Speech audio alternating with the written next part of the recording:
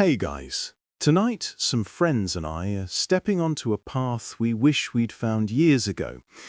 Let's say this is a testimony from those of us who have been through it. You know that specific weight, the one that settles in your chest at the end of the day?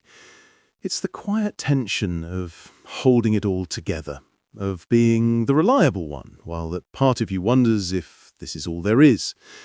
That feeling isn't a weakness, it's a signal. What if that very feeling is the starting point, not the obstacle? What if the blueprint for the wholeness you're looking for isn't about thinking your way out, but about rewiring your way in? Tonight, we're exploring the neuroscience of instant confidence, the real, grounded kind, not the hype.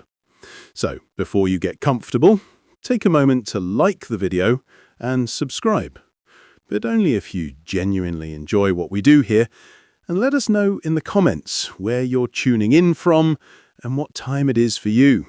It's always fascinating to see who's joining us from around the world. Now, dim the lights, maybe turn on a fan for that soft background hum, and let's ease into tonight's journey together. You're waiting for a feeling that never comes, that surge of certainty you've been told you should have before you can move, before you can speak up, before you can finally step into the life you're supposed to be leading. You stand at the edge watching others swim, convinced they were born with some innate talent you lack, some genetic fearlessness. This waiting is a quiet torture, a cage built from the belief that your worth is conditional on already having it all figured out. It reinforces that old, brutal lie that you are only as good as your utility, and right now, you don't feel useful at all. You feel stuck. I need you to understand that this very waiting is the trap. Confidence is not a personality trait, it is a skill. It is not something you are, it is something you do. You weren't born with it any more than you were born knowing how to swing a hammer or drive a car. You learned by doing, by fumbling, by getting it wrong until muscle memory took over. Confidence is the same. It is the emotional callus you build through action, through repetition. It's the residue of courage, not the prerequisite for it. Think of it like building a fire. You don't stare at a pile of logs waiting for it to ignite. You strike the match. You add the kindling. You take the action, and the heat follows. The feeling is a consequence of the deed, not the cause of it.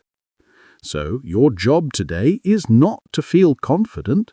Your only job is to take one small, decisive action you've been putting off because you didn't feel ready.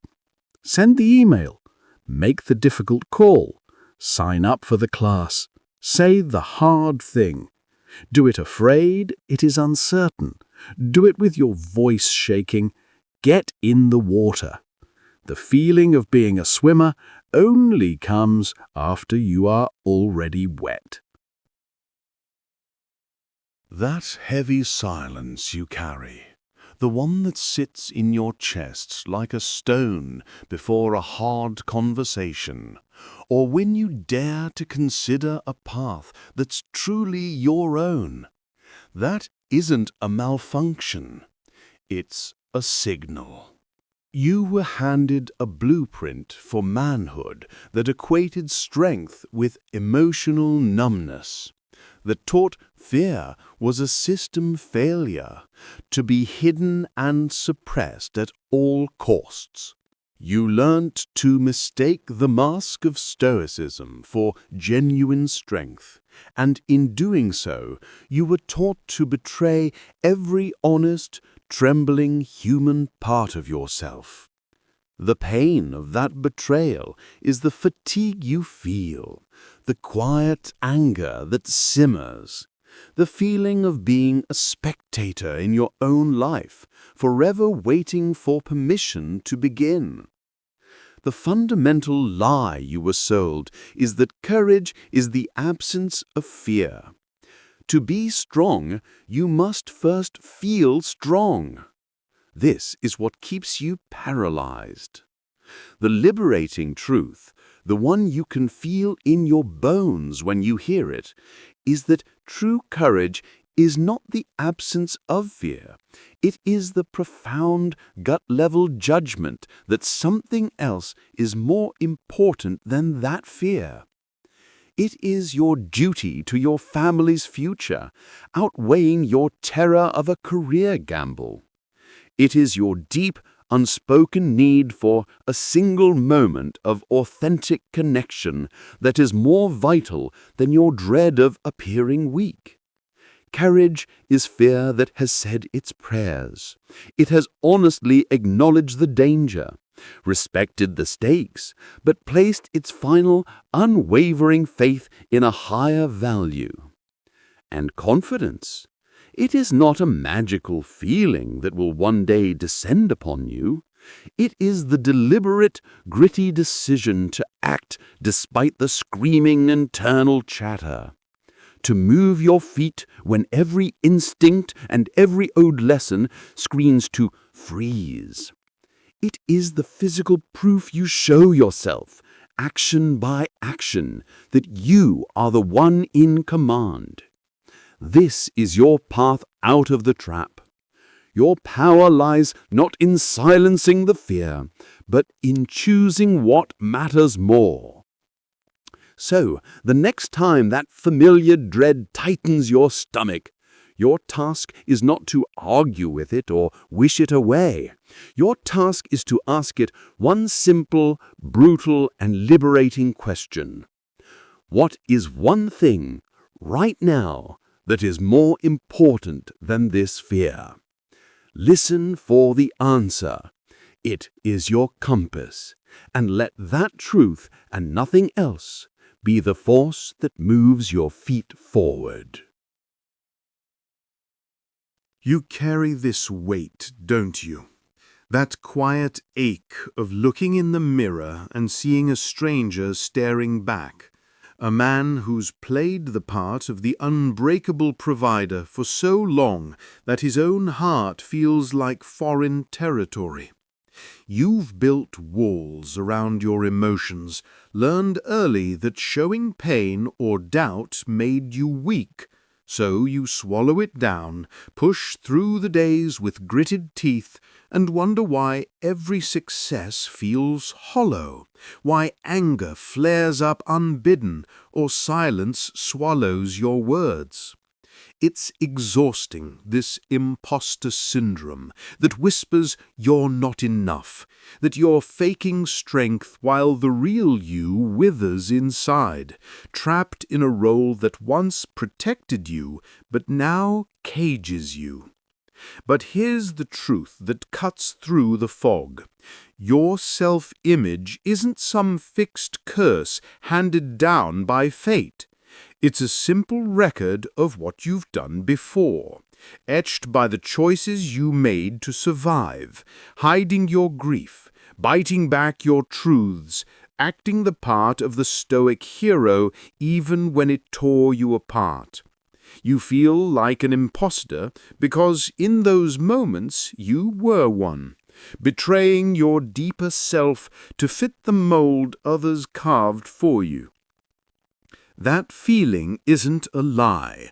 It's a signal, a call from the man you truly are, begging to break free. The shift comes when you see it not as a flaw to endure, but as a map pointing back to authenticity. Your past actions shaped this image, but they're not chains. They're just habits you can rewrite. So start small, right where you stand. Choose one action today that honors the real you. Maybe speaking a buried truth to someone you trust, or sitting with your grief without rushing to fix it, letting it breathe instead of burying it deeper. Feel the resistance, acknowledge the fear, but step into it anyway. That single move begins to etch a new record, one where strength includes vulnerability, where you're no longer performing but living whole. It's not about an overnight transformation. It's about consistent steps that rebuild trust in yourself, proving to your own heart that you're worthy of freedom. You've survived the old way. Now claim the power to build the new. Each action aligns you closer to the man you've always been, less alone in the struggle, more alive in the truth. Keep going. The wholeness you seek is in the doing. You've been carrying a mask for years. It's the face you show the world. Strong, steady, the man who provides, who doesn't crack under pressure. But behind it, there's a storm of grief, a weight of unspoken pain, and a longing to be real, to feel whole, not just useful. You're tired, not from work, but from pretending, from silencing the parts of you that ache to be seen. Every time you choke back your truth or let anger stand in for hurt, it feels like another brick in the wall between you and the life you want. You're not alone in this. It's a cage built by a world that told you emotions are weakness, that your worth lies in what you do, not who you are. But here's the truth that can shift everything. Your brain isn't fixed. It's alive, adaptable, and waiting for you to guide it. Fake it till you make it isn't just a catchy phrase. It's how your mind works. When you act as if you're confident, as if you're open, as if you're whole, you're not just pretending, you're carving new pathways in your brain, literally rewiring it to become that person. Neuroplasticity means your actions shape your identity, not the other way around. The persona you choose to embody today can become the person you are tomorrow. You don't have to leap to some perfect version of yourself. Start small but deliberate. Pick one moment today. Maybe it's speaking up honestly in a conversation, or pausing to feel your emotions without judgment, and act as if you're the man who owns his truth. It'll feel awkward, even forced at first, but that's the point. Each step builds the bridge to authenticity. You're not faking it. You're training your brain to catch up with the real you, the one buried under years of survival. Keep showing up as that man, and the mask will fade, replaced by a self that feels like home. You're not stuck. You're already on the path, and every action you take toward truth makes you freer, stronger, and less alone. What's one way you can act as if today and let it reshape who you're becoming? You keep waiting for the sign, for the promotion, for the pat on the back that finally makes you feel like you've arrived, for the person who will see the war inside you and give you the medal that makes it all make sense. You've been taught that your value is something to be awarded by others, a stamp of approval you must earn by providing, by performing, by holding the line without complaint. And the exhausting, quiet agony of that weight leaves you feeling perpetually incomplete, like your confidence is a borrowed jacket that never quite fits and could be taken back at any moment, leaving you shivering and exposed. That validation you seek from your boss, your partner, your father, your friends, it's a crutch, and, like any crutch, it's designed for temporary support, not for carrying the full, permanent weight of a man's sense of self. It will break when you lean on it hardest, and you will be left alone to fall. But here is the liberating, terrifying truth you must finally let in. No one is coming to save you, and that is the best news you will ever get, because it means your freedom was yours all along. Your confidence is not a gift the world gives you. It is a verdict you deliver to yourself, a quiet internal pronouncement that you are who you say you are, built not on praise, but on the private, undeniable evidence of your own actions and choices. The rescue party isn't coming because you are not stranded. You are the one you've been waiting for. So tonight, in the quiet, ask yourself one question and answer it with raw honesty, not for anyone else's ears. What is one thing I know to be true about myself that requires no outside opinion to validate? Sit with that answer. Feel its weight. That is your foundation. That is where you start building something unbreakable. You know that space between the thought and the action, that moment when you decide to speak up at a meeting or finally have that difficult conversation, and then you pause. And in that pause, your entire brain floods with every reason to stay silent, to not rock the boat, to avoid the potential discomfort. And the moment passes, leaving you with the familiar taste of regret and the reinforced belief that you just don't have what it takes. That hesitation isn't a character flaw. It's your brain's ancient autopilot safety system kicking in, designed to protect you from threat, but it misreads social risk as physical danger, systematically talking you out of every single thing that requires courage and makes you feel alive. The 5-second rule isn't some magical trick to manufacture confidence you don't feel. It is a strategic hijacking, a brute force override of that primitive wiring. It's the conscious decision to act before your own overprotective mind can launch its full campaign of doubt, excuses, and worst-case scenarios.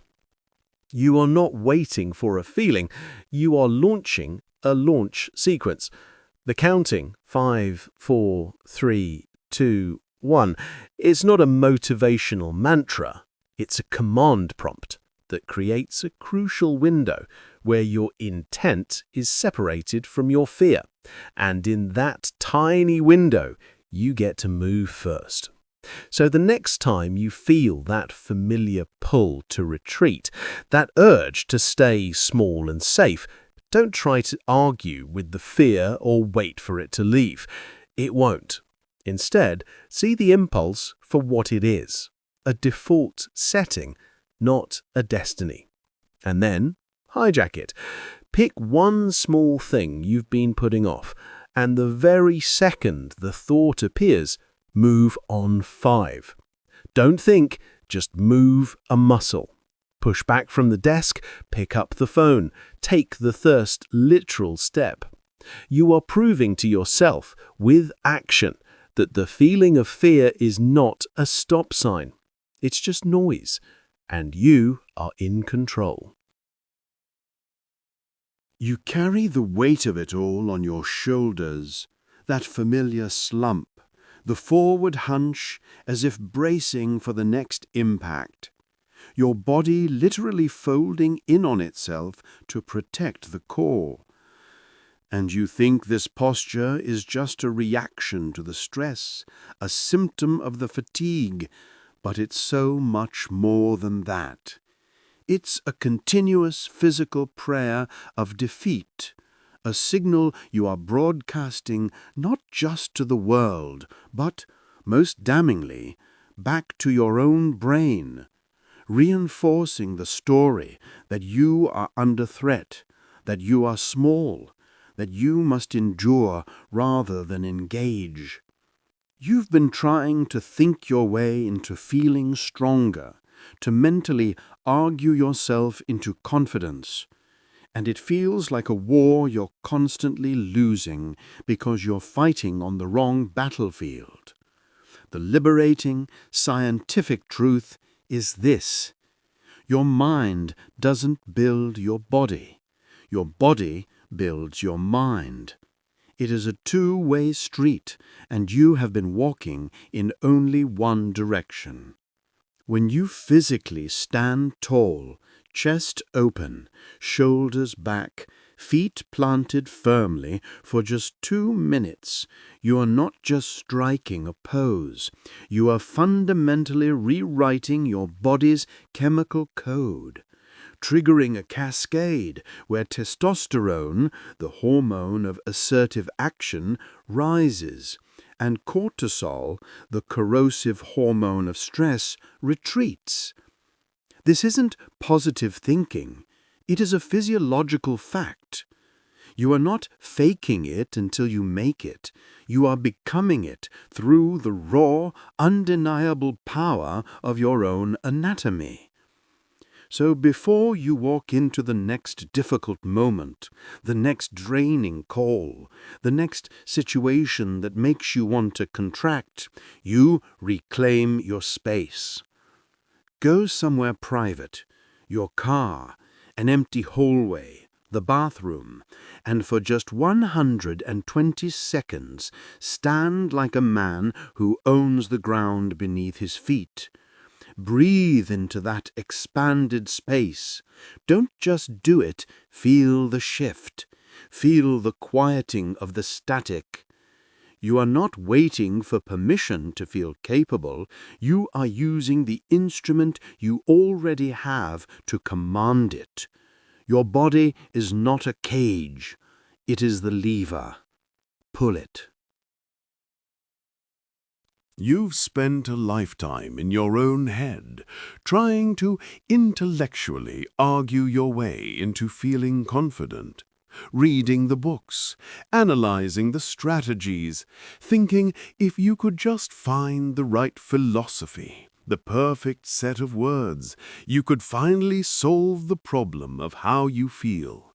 But it's like trying to lift a weight with a thought.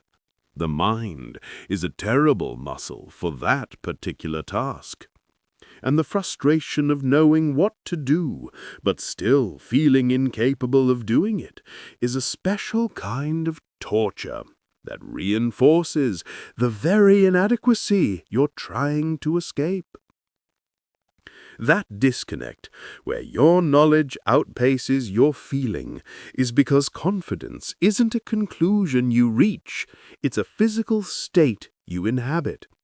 A chemical reality built by the body and only later understood by the mind. You cannot think your way into a state of being. You must act your way into a new way of thinking. Every time you move a heavy weight, you are not just building muscle. You are providing your nervous system with undeniable physical proof of your own capability.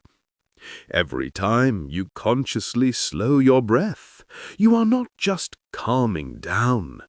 You are manually shifting your nervous system out of a state of threat and into a state of command, teaching your body that you are the one in control of the reaction, not the circumstance.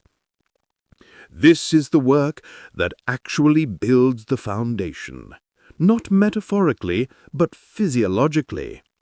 So today, stop trying to figure it out. Instead, go and generate the evidence. Don't read about stress. Exhale slowly for 5 seconds and feel the shift in your chest. Don't just want to feel stronger. Go pick up something heavy and put it down again with intention.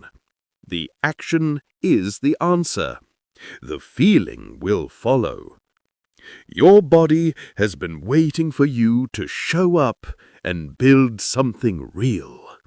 The question is, what is one physical action you can take in the next hour that will give your mind the proof it's been starving for?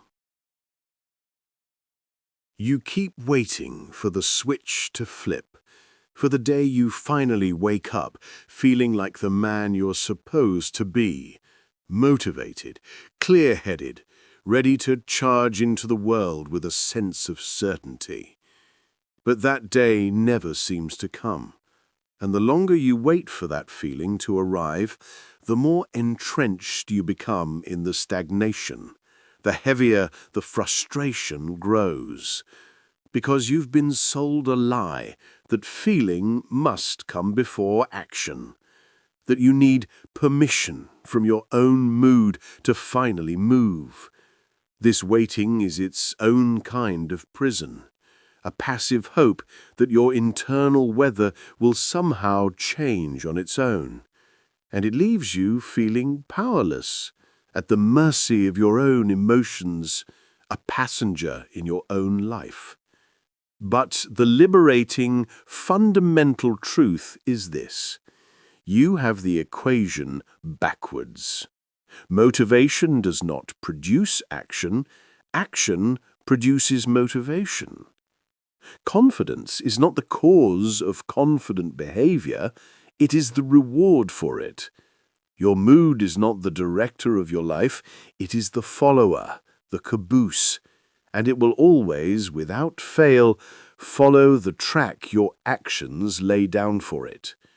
You will never feel your way into a new way of acting. You must act your way into a new way of feeling. Every time you move with purpose, even when every fiber of your being is screaming to stay still, you are sending an undeniable signal to your entire nervous system that you are the one in command. And the feeling of confidence is the chemical echo of that signal, the reward your brain gives you for behaving like a competent, capable human. It is a feedback loop. You start with a single physical decision. So stop waiting to feel ready. You won't. The readiness comes from the doing. Today, pick one thing, just one, that you know a more confident version of you would do. It doesn't have to be grand. It could be a 5-minute walk, sending that email, or speaking one sentence with a firmer voice. Do it not because you feel like it, but precisely because you don't. Do it to build the evidence. Then pay close attention. Notice what happens to the mood after the action. That is where you'll find your power. That is where you stop waiting for the weather and realize you are the one who controls the climate. You know the feeling, that hollow echo after the applause dies down. You hit the target, you got the win, you secured the thing you were supposed to, and for a moment the world makes sense. You are the man you're supposed to be. But it never lasts, does it? The high fades, and you're left right back where you started, staring at the same space inside yourself, waiting for the next goal, the next victory, just to feel that fleeting sense of worth again. It's an exhausting way to live, building your entire identity on a foundation of outcomes you can't fully control. treating your self-respect like a reward you have to earn over and over from a notoriously unfair world. It makes you brittle, anxious. It turns every potential failure from a simple event into a referendum on your entire existence. But here is the liberating truth you were never taught. Your confidence cannot live out there in the world of results. It has to be built here, inside, on something solid and unshakable. It must be based not on what you achieve, but on who you are in the pursuit, your character, your effort, your virtue. That promotion, it can be taken away by a bad economy or a bad boss. That win, someone stronger can always come along. But your decision to show up with integrity, to treat people with respect even when you're under pressure, to grind it out with full effort on a Tuesday when no one is watching and nothing is on the line, that is yours and yours alone. Nothing and no one can strip that from you. So the shift isn't in what you do, but in what you measure.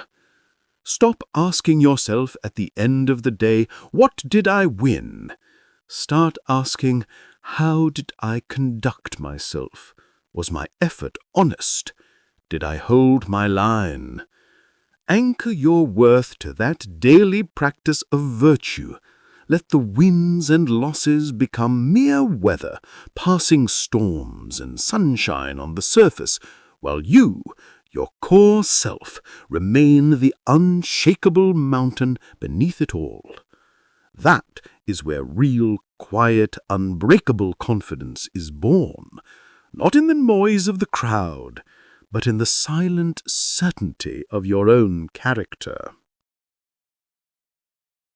You carry the weight of every possibility, every potential disaster, playing them out in your mind, not as a strategy, but as a torture. You believe that by worrying about the crash, the failure, the humiliation, you can somehow build a wall strong enough to keep it out, or at least brace yourself for the impact. But that constant vigilance is its own kind of prison. It drains the life from the present moment and ties your stomach in knots over storms that never actually make landfall. You think this is control, but it's just fear wearing a mask of responsibility, the exhausting duty of trying to manage an inherently unmanageable future. It leaves you paralyzed, hesitant, because every move carries the ghost of a potential mistake. There is an ancient antidote to this fatigue, a practice not of avoidance, but of radical acceptance. It's called premeditation malorum, the premeditation of evils. It is not about fearing the worst, it is about staring directly at it, dissecting it, and most importantly, accepting its terms. The liberation doesn't come from preventing the worst-case scenario, it comes from realizing that you can survive it. What is the absolute worst thing that could happen? Not the vague anxiety, but the concrete, tangible reality of it. Play it out. See the details.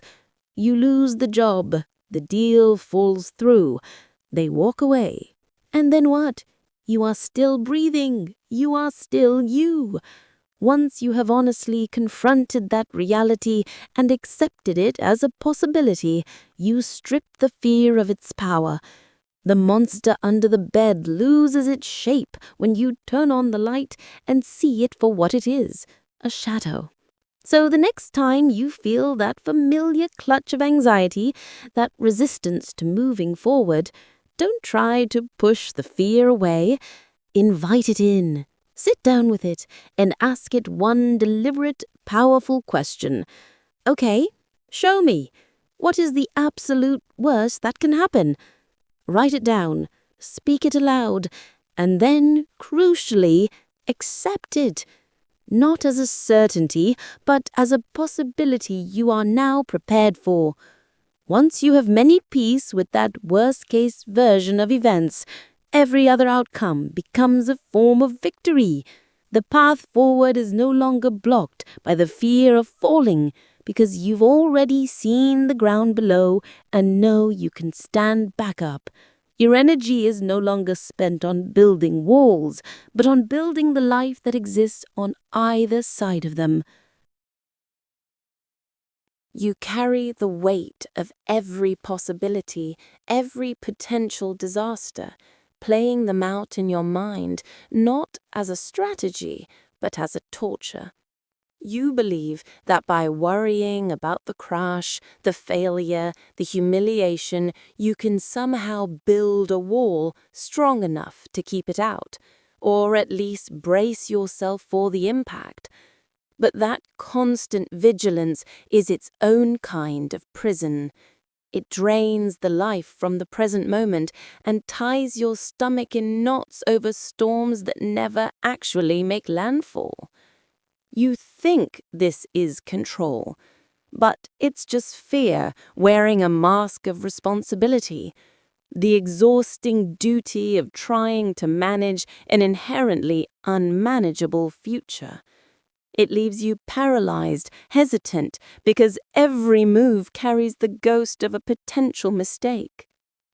There is an ancient antidote to this fatigue, a practice not of avoidance, but of radical acceptance. It's called premeditatio malorum, the premeditation of evils. It is not about fearing the worst, it is about staring directly at it, dissecting it, and most importantly, accepting its terms. The liberation doesn't come from preventing the worst-case scenario. It comes from realizing that you can survive it.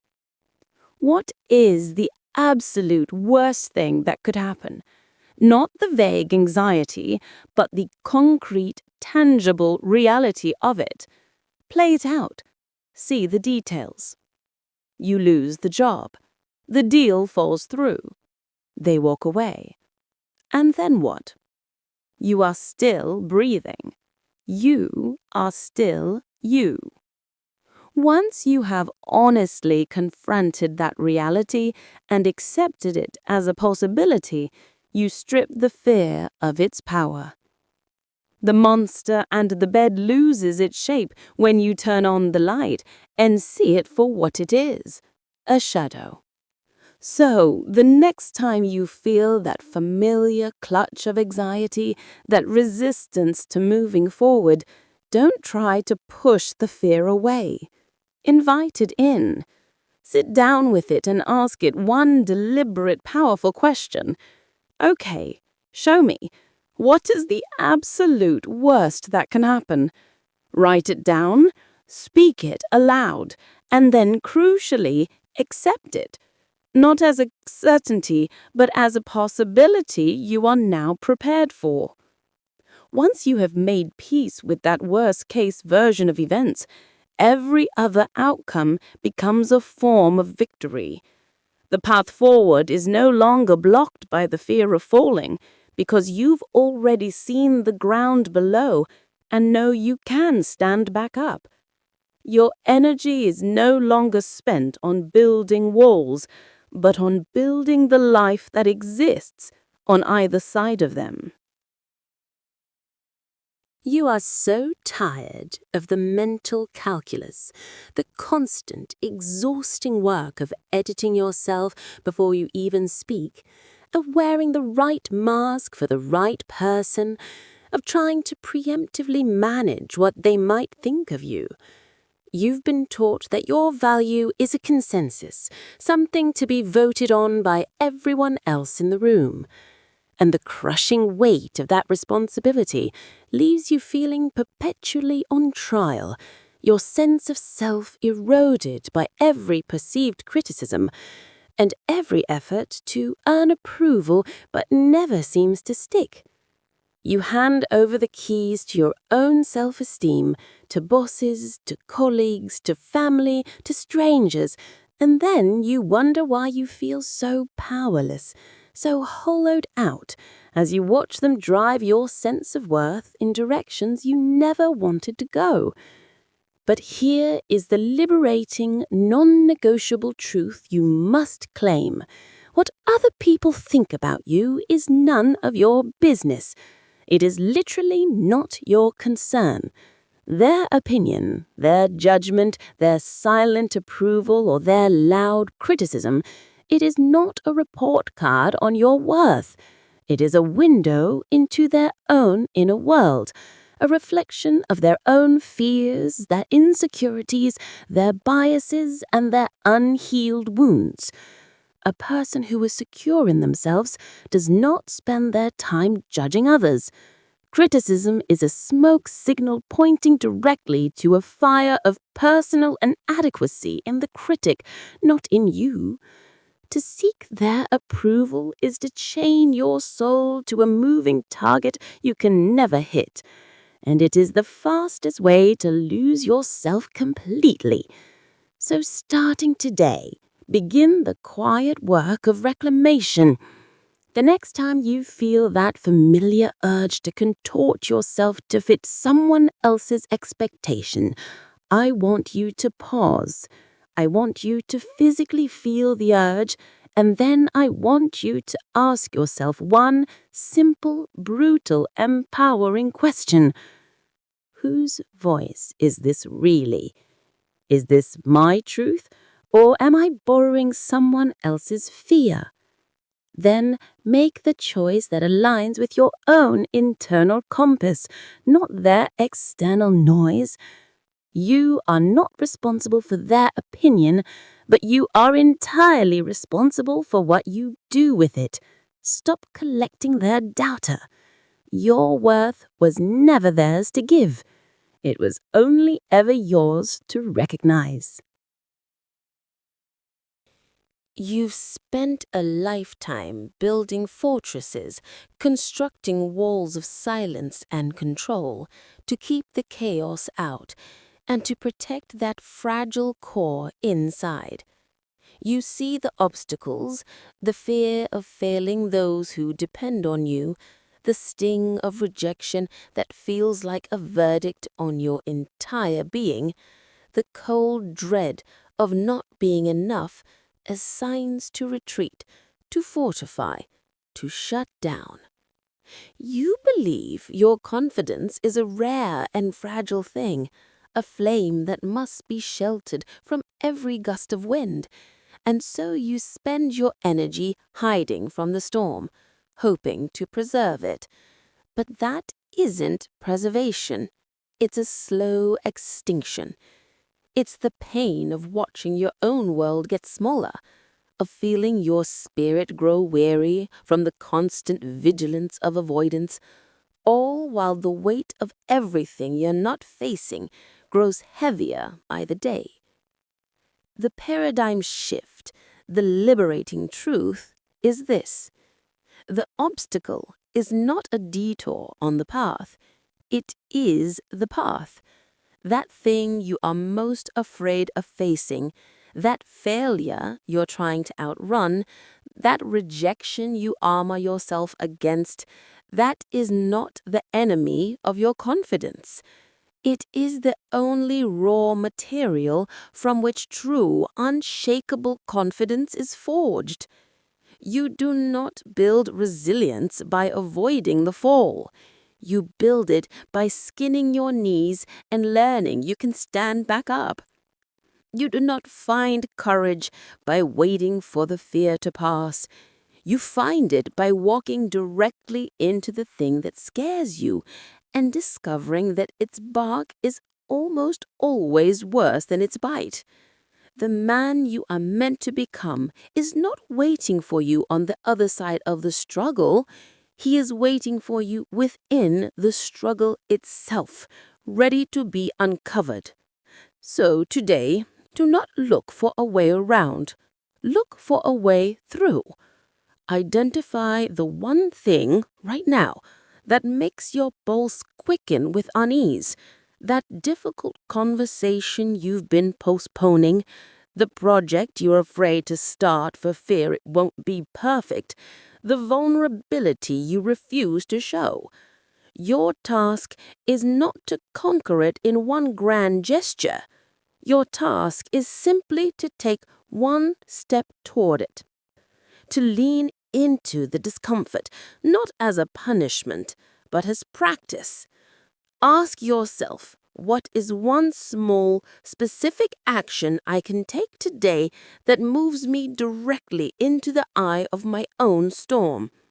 That action, that conscious choice to confront rather than avoid, is the alchemy that transforms leaden fear into golden self-respect. It is you, finally, building your confidence not from theories, but from proof. You've been taught to see your life as a series of results to be judged, the wins to be proud of, the losses to be buried. Every setback, every rejection, every sharp turn that didn't lead you hoped feels like a permanent mark on your record, a verdict on your capability.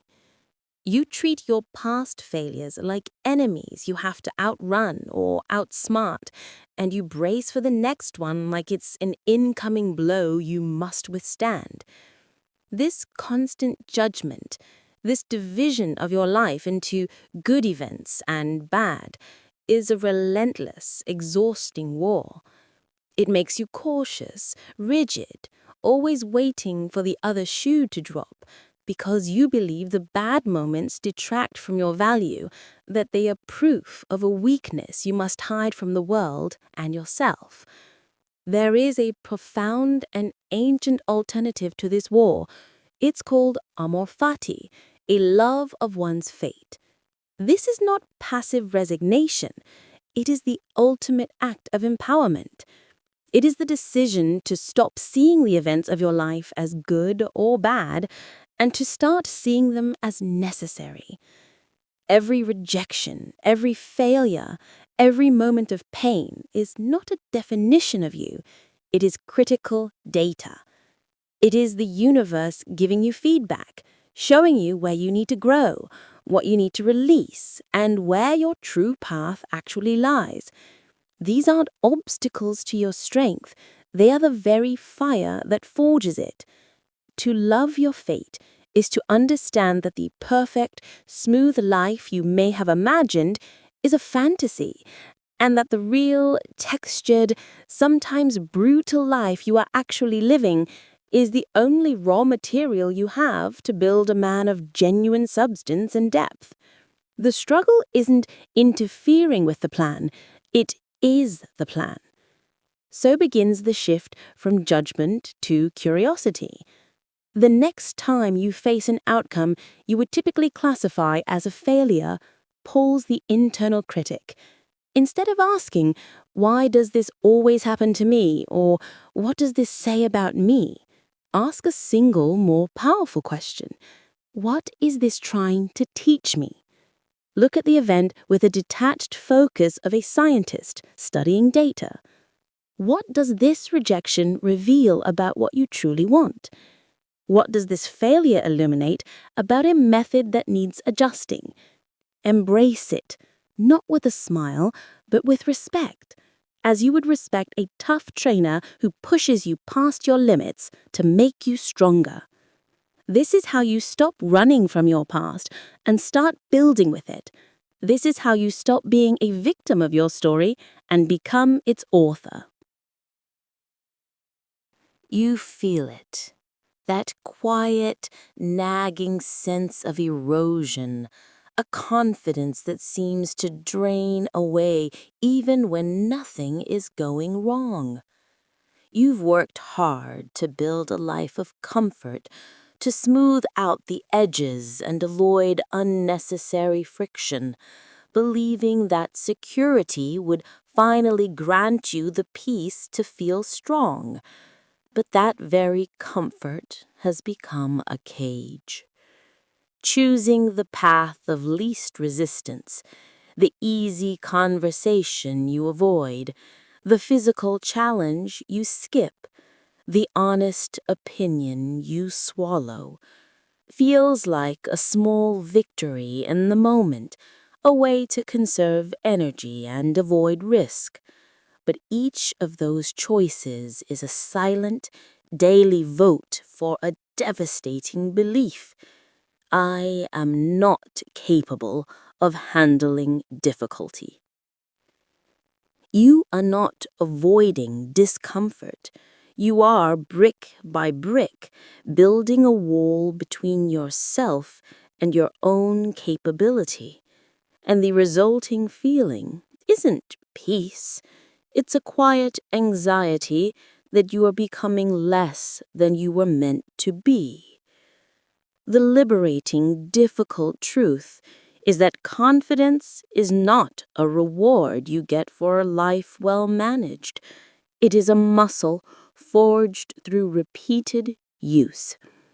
It is the direct product of knowing in your bones that you can handle things, that you can withstand stress, navigate conflict, and endure discomfort. A life of constant comfort does not protect your confidence.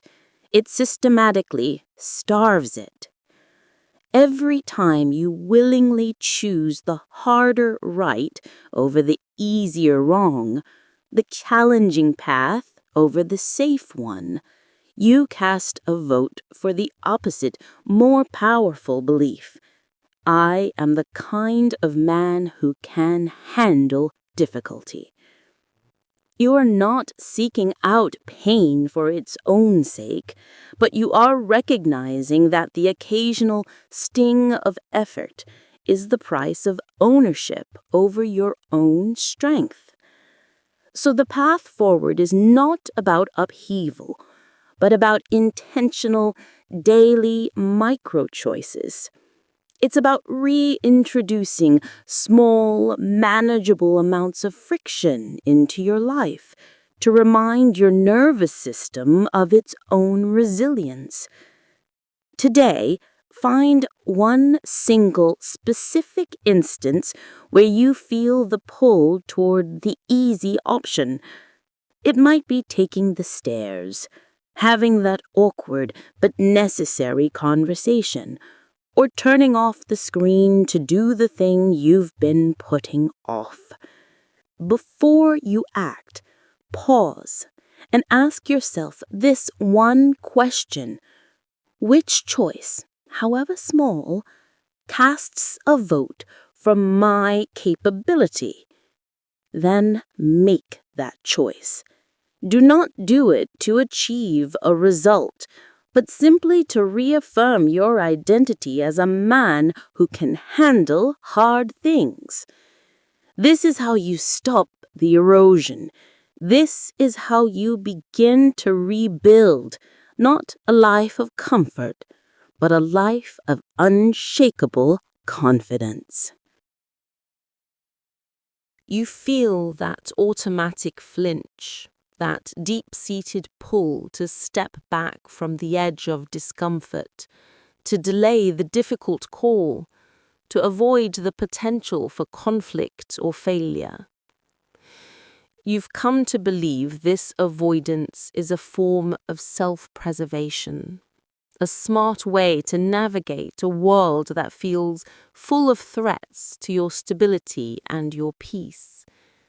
But this constant retreat has a hidden cost, a quiet erosion happening beneath the surface. Every time you choose to sidestep that challenging conversation, talk yourself out of a risk, or numb the discomfort with distraction, you aren't just avoiding a moment of anxiety. You are actively training your brain to see the world as more threatening and yourself as less capable. You are strengthening the very neural pathways of fear and hesitation that make the next challenge feel even more insurmountable. Creating a feedback loop where your protective instincts are actually manufacturing the fragility you're trying to avoid. Here is the liberating neurological truth. Your brain is not a fixed record of who you are. It is a predictive machine constantly being rewired by your smallest, most repeated actions. It doesn't know the difference between a good habit and a bad one. It only knows what you practice most. A habit of avoidance is a daily practice of fear. But the inverse is also stunningly true. A habit of action, no matter how small, is a daily practice of competence.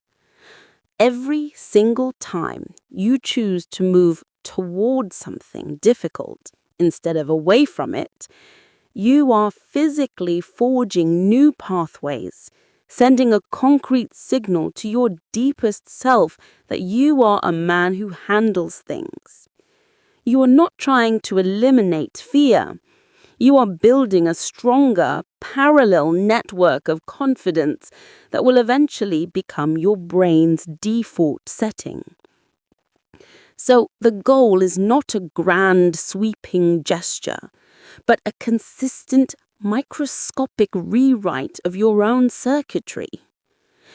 Today, identify one small, specific instance where you feel that familiar urge to pull back, to choose the easier, quieter path. It doesn't have to be a monumental task. Before you automatically retreat, pause and ask yourself one deliberate question. What is the smallest, first action I can take right now to practice being the man who moves forward? Then do that one thing. Make the call. Sang the email. Speak the sentence. Do it not for the outcome, but for the neurological rehearsal. You are not just completing a task. You are a craftsman, patiently carving a new groove of capability into the very structure of your mind. Each small action is a vote, and today, you get to cast one for a different future. You know the heavy weight of the path not taken, the ghost of that opportunity you let slip by because the risk felt too vast, the potential for embarrassment too sharp. You play it safe, you calculate the odds, and you decide that the immediate, certain discomfort of stepping into the unknown is greater than the quiet, familiar ache of staying put. You tell yourself you're being prudent, responsible, protecting the stability you've worked so hard to build. But that calculation is a trick of the mind, a survival instinct gone rogue. You are overestimating the pain of action, playing a horror movie in your head of every possible thing that could go wrong, while completely underestimating the slow, silent, corrosive pain of inaction, the regret that settles into your bones and becomes a permanent part of your story, the haunting question of what if that has no expiration date and echoes for a lifetime. This is the real cost, a life of quiet resignation where your deepest potential remains a rumor, even to yourself. The paradigm shift is this: failure is an event, but regret is a condition. Failure is a sharp, clean pain that you can learn from, that you can use as data to recalibrate and move forward. It has an end. But the regret of not trying, of never knowing what you were truly capable of never hearing that answer, of never taking that chance, is a dull, chronic ache that weakens your spirit year after year. It is the pain of a life half lived, of a version of yourself you never dared to meet. You are far more resilient than you believe. You can handle the temporary sting of a failed attempt, but can you handle the permanent shadow of your own unwillingness to try? So today, reframe the entire equation. Stop asking, what is the worst that could happen if I do this? And start asking the far more powerful question, what is the cost of me not doing this? Who will I become if I continue to choose silence over speech, safety over growth? Identify one thing you've been putting off out of fear, a conversation, a project, a change. Then take one irrevocable step. Send the email, make the call, say the words. Do it not because you are sure of the outcome, but because you are certain of the alternative, the slow soul death of regret. This action is your declaration that you are no longer willing to trade your future potential for your present comfort. You are choosing the sharp pain of discipline over the chronic pain of disappointment, and in that choice, you reclaim your agency. You've mapped it out in your mind, the straight line from where you are to where you want to be, a clean, upward trajectory of consistent effort and predictable growth. And when you inevitably falter, when you have a day where the old anger surfaces or the old fear paralyzes you, it feels like a catastrophic failure. It doesn't just feel like a stumble, it feels like proof that you were never really changing at all, that the ground you thought you'd gained was an illusion, and you're right back at the start. This belief that progress should be linear is a special kind of torture because it turns every single setback into a verdict on your entire character, making you want to abandon the path entirely because you can't walk it perfectly. You are so focused on avoiding the fall that you've forgotten a fundamental truth about strength. It isn't born on the comfortable, even path. It is forged in the messy, uneven struggle of getting back up. The liberating reframe is this: the path isn't broken, it's just non-linear. Setbacks are not evidence of failure. They are an essential part of the curriculum. They are the practice. Think of it like building a callus. It doesn't form without friction. True, unshakable confidence is not the absence of failure. It is the quiet, deep-seated knowledge that you can withstand failure. It is the trust earned through repeated experience that you can get back up, and that each time you do, you'll do it with a little more wisdom, a little less panic, and a little more speed. The fall is not what defines you. The decision to rise again is where your character is actually built. You are not failing, you are gathering the necessary data for your own resilience. So the next time you find yourself on the ground, breathless from a setback, silence the voice that says you've ruined everything. That voice is a liar. Instead, ask yourself one new question, a question of pure utility and forward motion. What does this specific fall teach me about how to get up faster next time? Do not judge the fall, analyze it. Did you take on too much too fast? Did you ignore an old trigger? Use the answer not to condemn yourself, but to adjust your approach. Your goal is not to never fall again. That is the goal of a man who never leaves his chair. Your goal is to refine the art of the recovery until your trust in your own ability to rise becomes the most solid thing you know. This is how progress actually feels. Not like a smooth ride, but like a series of recoveries, each one strengthening your core until you are finally, unbreakably confident.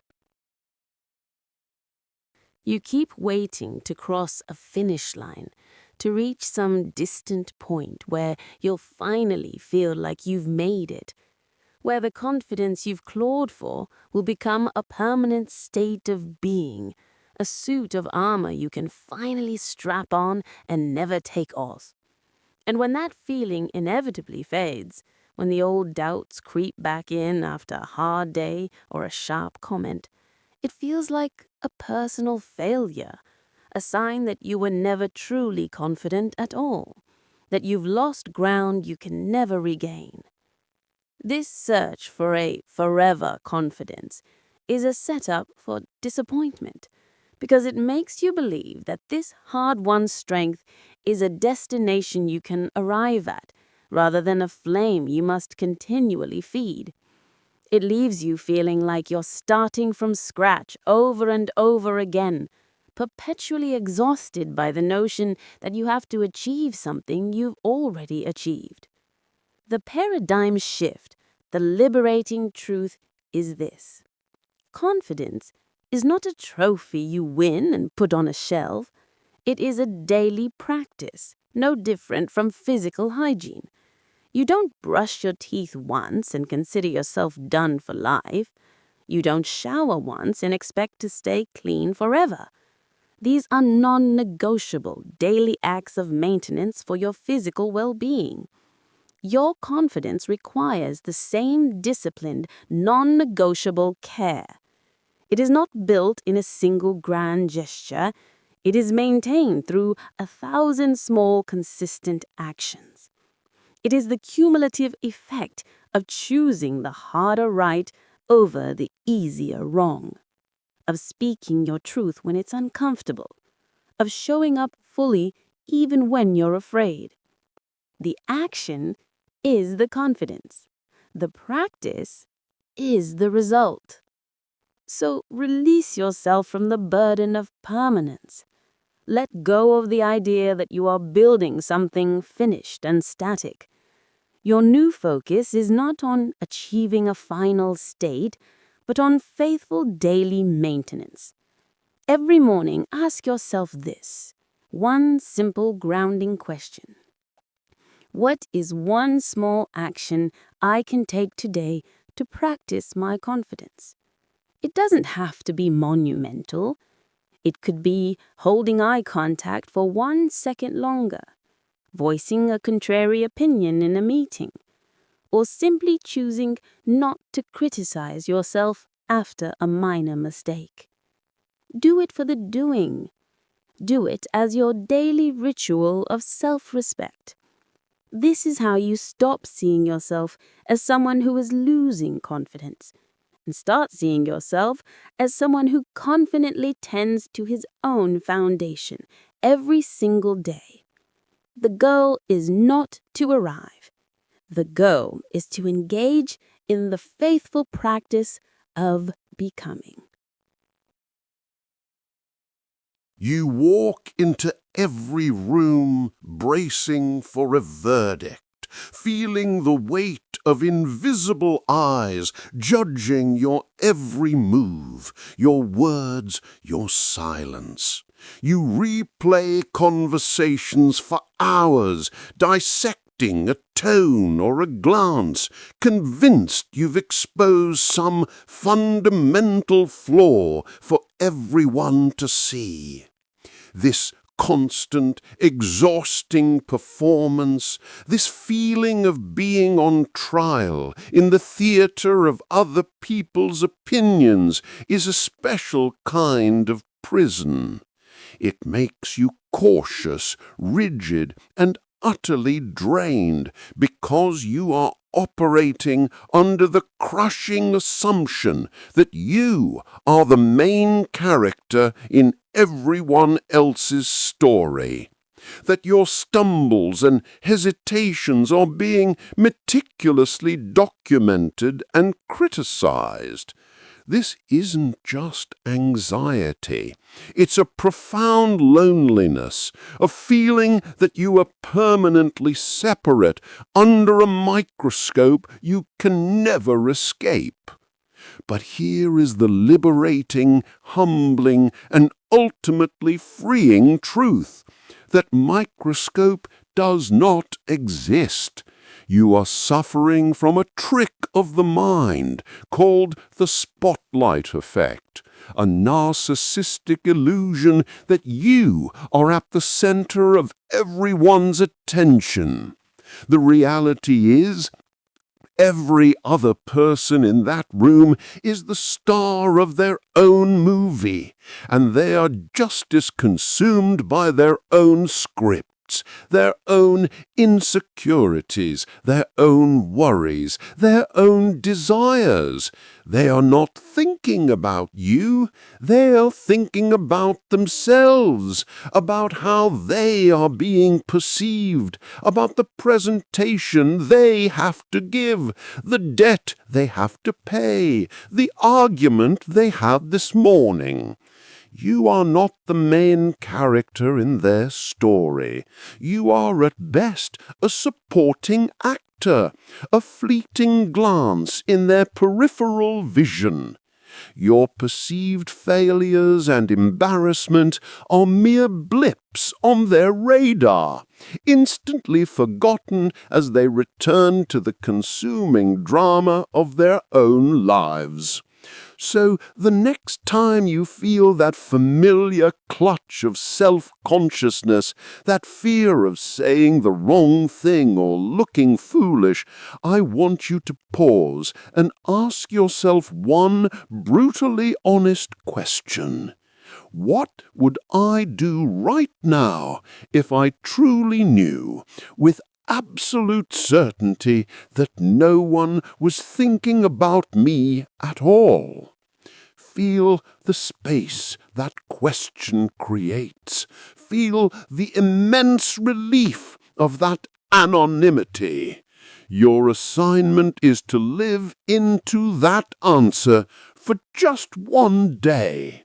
Make the choice you want to make. Say the thing you want to say, not from a place of rebellion, but from a place of profound understanding.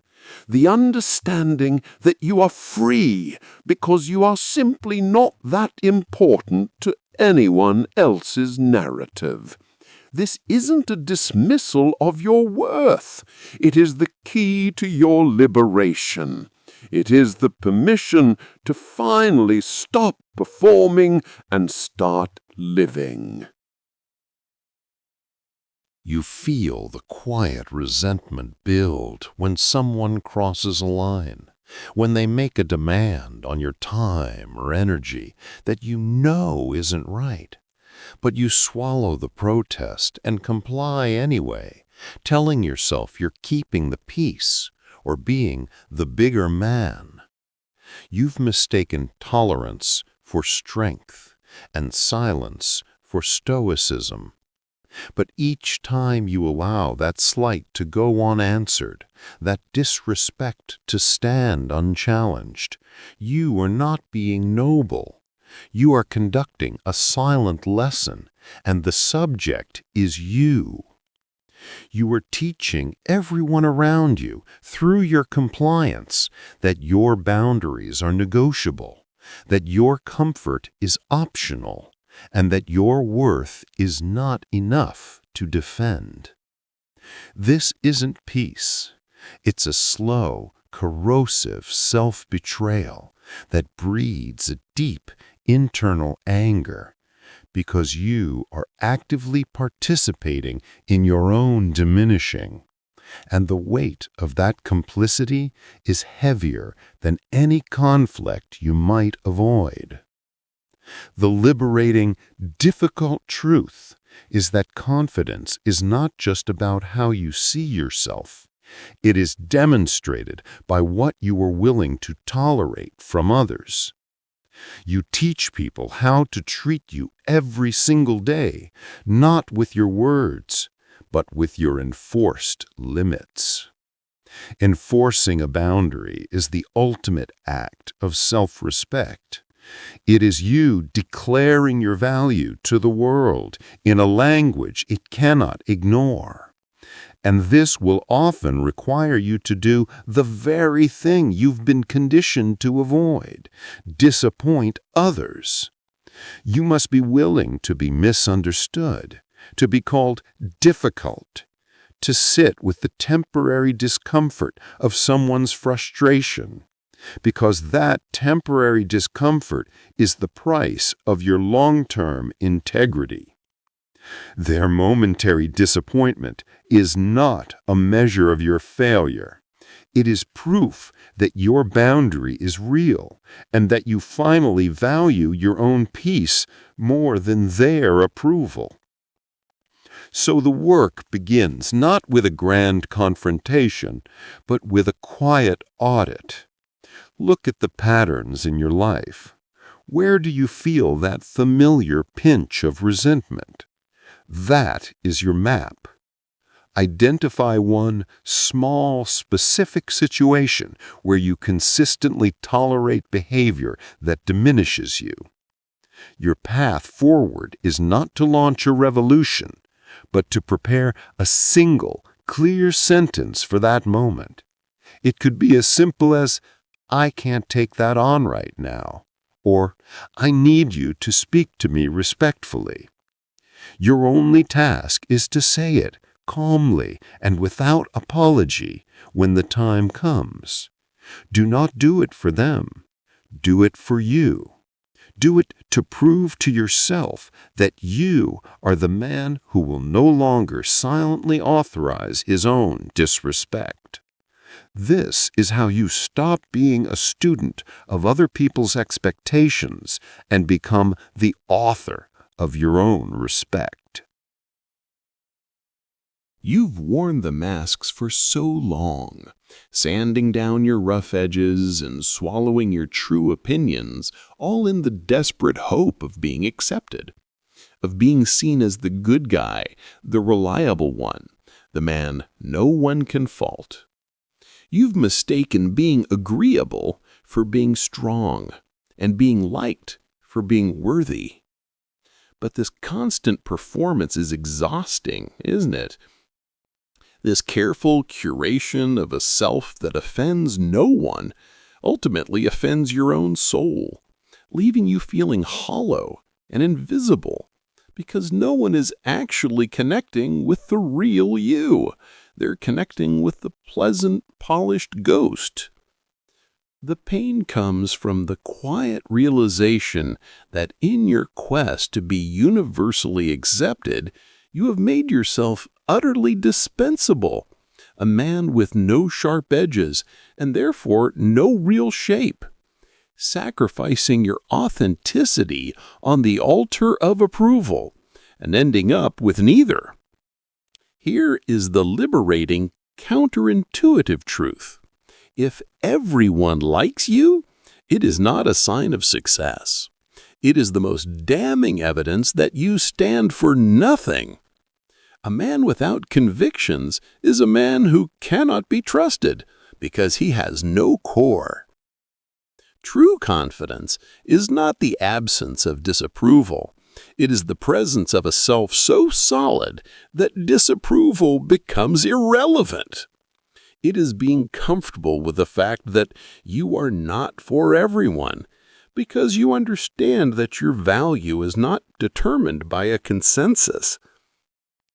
Your edges, your convictions, the very things that might make you difficult for some people, are the same qualities that make you indispensable to others. They are what make you real. They are what make a handshake mean something, and a promise carry weight. So the goal shifts from being liked to being respected. most importantly, by yourself. Your task is to start reintroducing your edges, not with aggression, but with quiet conviction. The next time you are in a conversation, pause before you automatically nod in agreement. Ask yourself one simple question. What do I actually think about this? And then, if it feels right, offer that thought. It doesn't have to be an argument. It can be as simple as saying, I see it differently, or my experience has been another way. Your objective is not to convince anyone, but to simply stop erasing yourself for the comfort of others. This is how you begin to transform from a ghost into a man. This is how you build a reputation, not as someone easy to be around, but as someone impossible to ignore. You feel it in the boardroom, at the gathering, in the simple act of walking into a room, the unspoken hierarchy that dictates who is heard and who is overlooked. You've believed that your worth in this order is earned solely through external achievements, through the titles you hold or the money you provide, and so when you feel unseen, you assume it's because you haven't achieved enough. You shrink your posture, you soften your voice, you make yourself smaller to avoid conflict, believing you are being respectful. But the world reads this not as humility, but as a signal of lower status. This isn't just about ego. It's a practical, daily frustration. It's the pain of your ideas being ignored only to be celebrated when someone else says them. A feeling like you have to constantly prove your right to be in the room. An exhausting game where the rules were written without you and you're always a step behind. The paradigm shift is this. Hierarchy is not just about your resume. It is a primal language spoken through the body. Your posture, your eye contact, the timbre of your voice, and the space you occupy are all signals that others unconsciously interpret, and they will treat you based on the signals you broadcast. Confidence is not just an internal feeling. It is a physical practice of dominance that the human animal is wired to recognize and respect. This isn't about arrogance or aggression. It is about the quiet, unshakable assertion that you belong where you are. When you carry yourself like a man who owns the space around him, you are not being fraudulent. You are communicating a truth to the ancient part of other people's brains, and they will reflexively treat you better, granting you the respect and attention you were struggling to earn through sheer effort alone. So the work begins not with changing who you are, but with changing how you inhabit the space around you. Your mission is to practice the physicality of belonging, one manageable interaction at a time.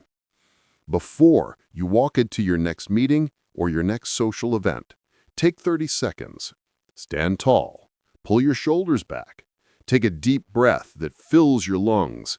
And as you enter, ask yourself this one focusing question. How would I stand?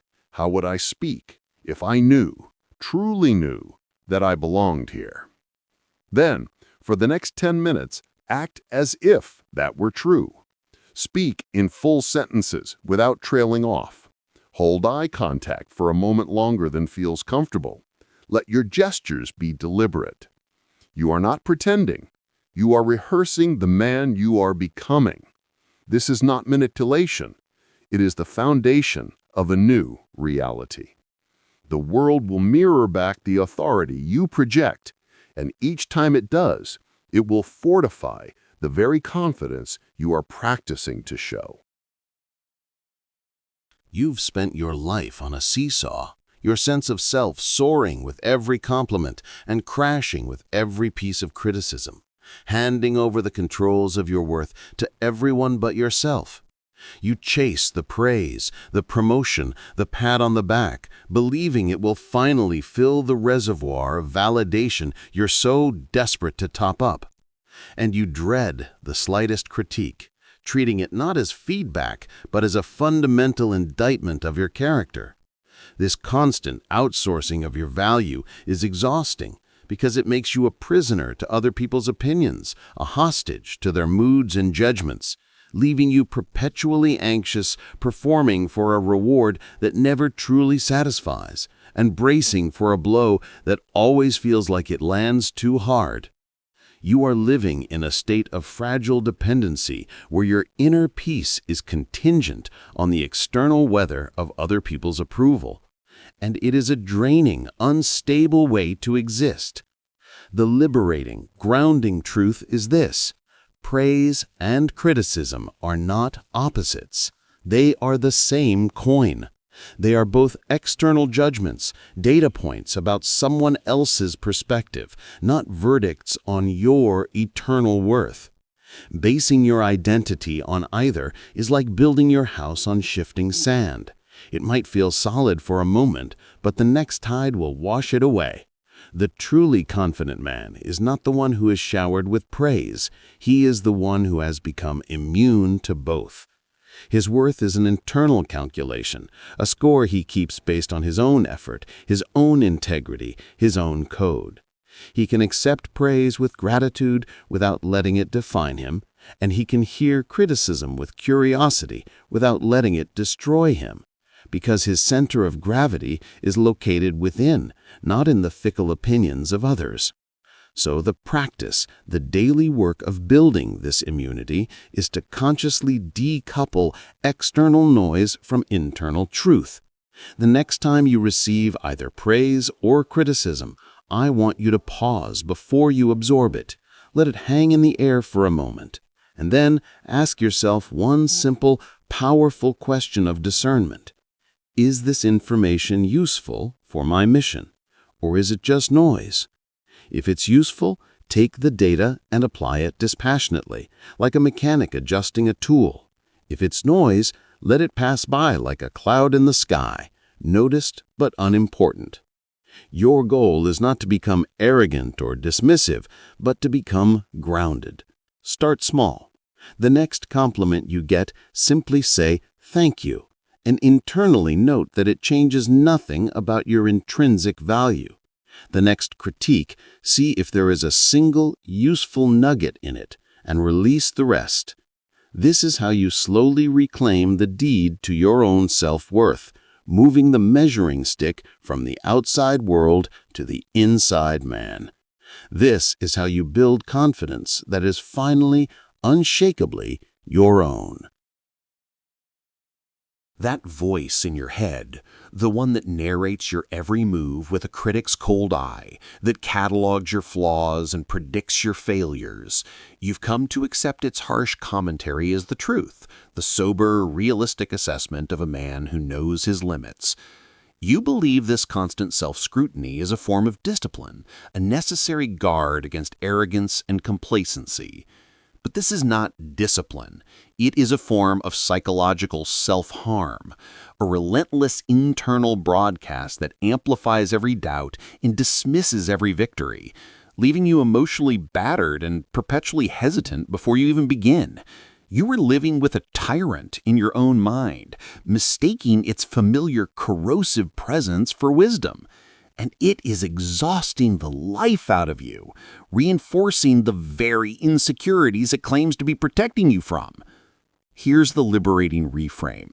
That voice is not a truth teller. It is a liar.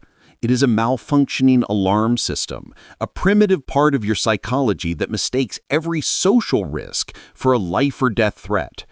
Its intention, buried deep in your wiring, is to keep you safe by keeping you small, to protect you from rejection or failure by convincing you not to try at all. It screams fire in a building that is only smoky with the possibility of effort.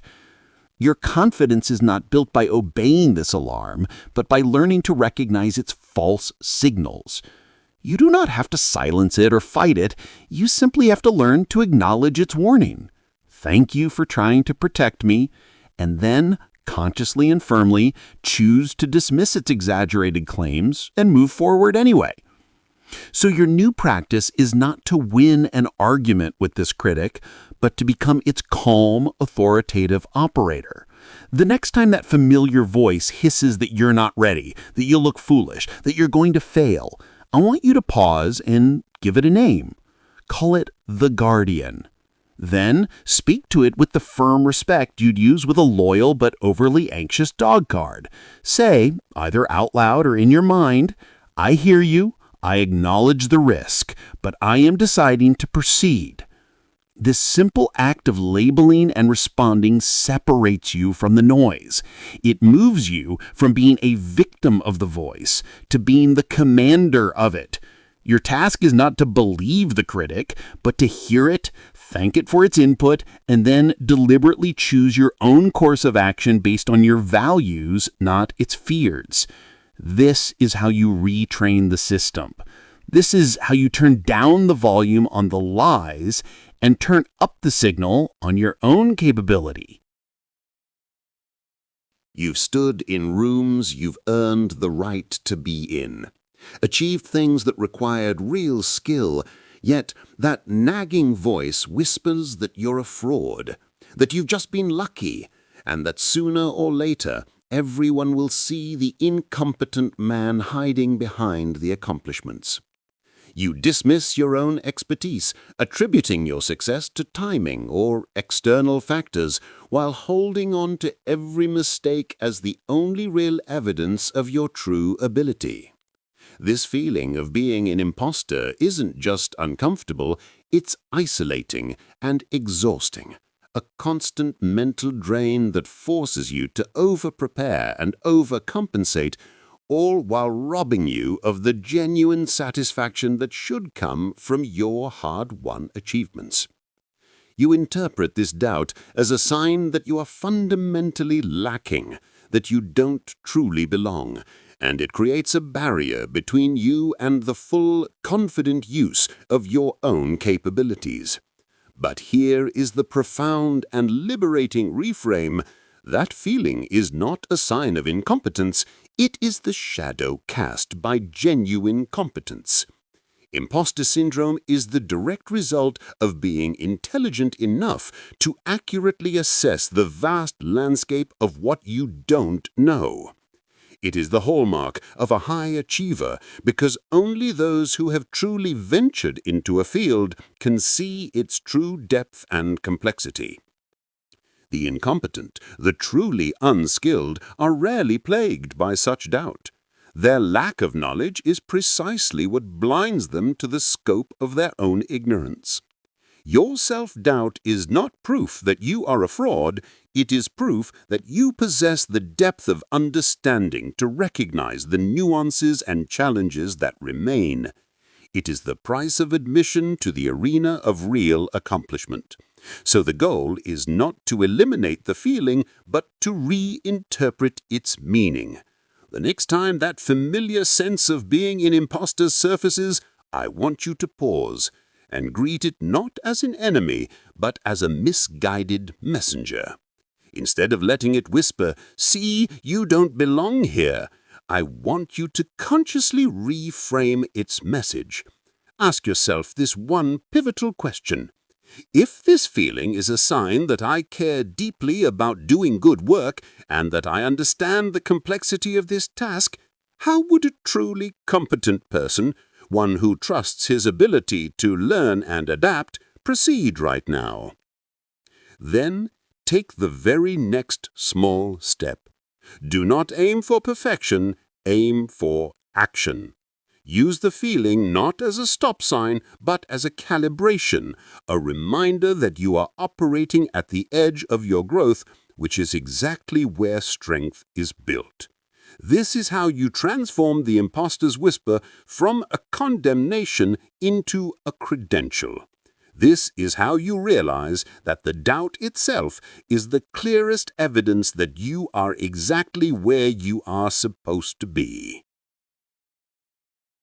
You've convinced yourself that the endless tweaking, the constant refining, the refusal to put something out into the world until it's flawless is a form of integrity, a commitment to high standards. But that relentless pursuit of the perfect is a cage. It keeps you in a safe, endless loop of preparation, where your work, and by extension your worth, can never be truly judged because it's never truly finished. This isn't excellence. It's a sophisticated form of procrastination, a way for your ego to avoid the terrifying vulnerability of a finished product, of putting something out there that could be criticized, rejected, or simply deemed not good enough. The pain is in the stagnation, the brilliant ideas that never see the light of day, the growing resentment as you watch others with less skill but more courage move forward while you're still polishing the first chapter, all while a quiet voice inside you whispers that you are squandering your own potential. The liberating, counterintuitive truth is this: perfectionism is not the pursuit of excellence. It is the enemy of execution. It is the ego's most clever trip to keep you safe from judgment, but in doing so, it guarantees you will never be truly seen or known. Real confidence is not born in the sterile, private laboratory of endless drafts. It is forged in the messy public arena of finished work. It is about shipping something that is good enough and having the courage to improve it in the light of day, based on real feedback, not feared criticisms.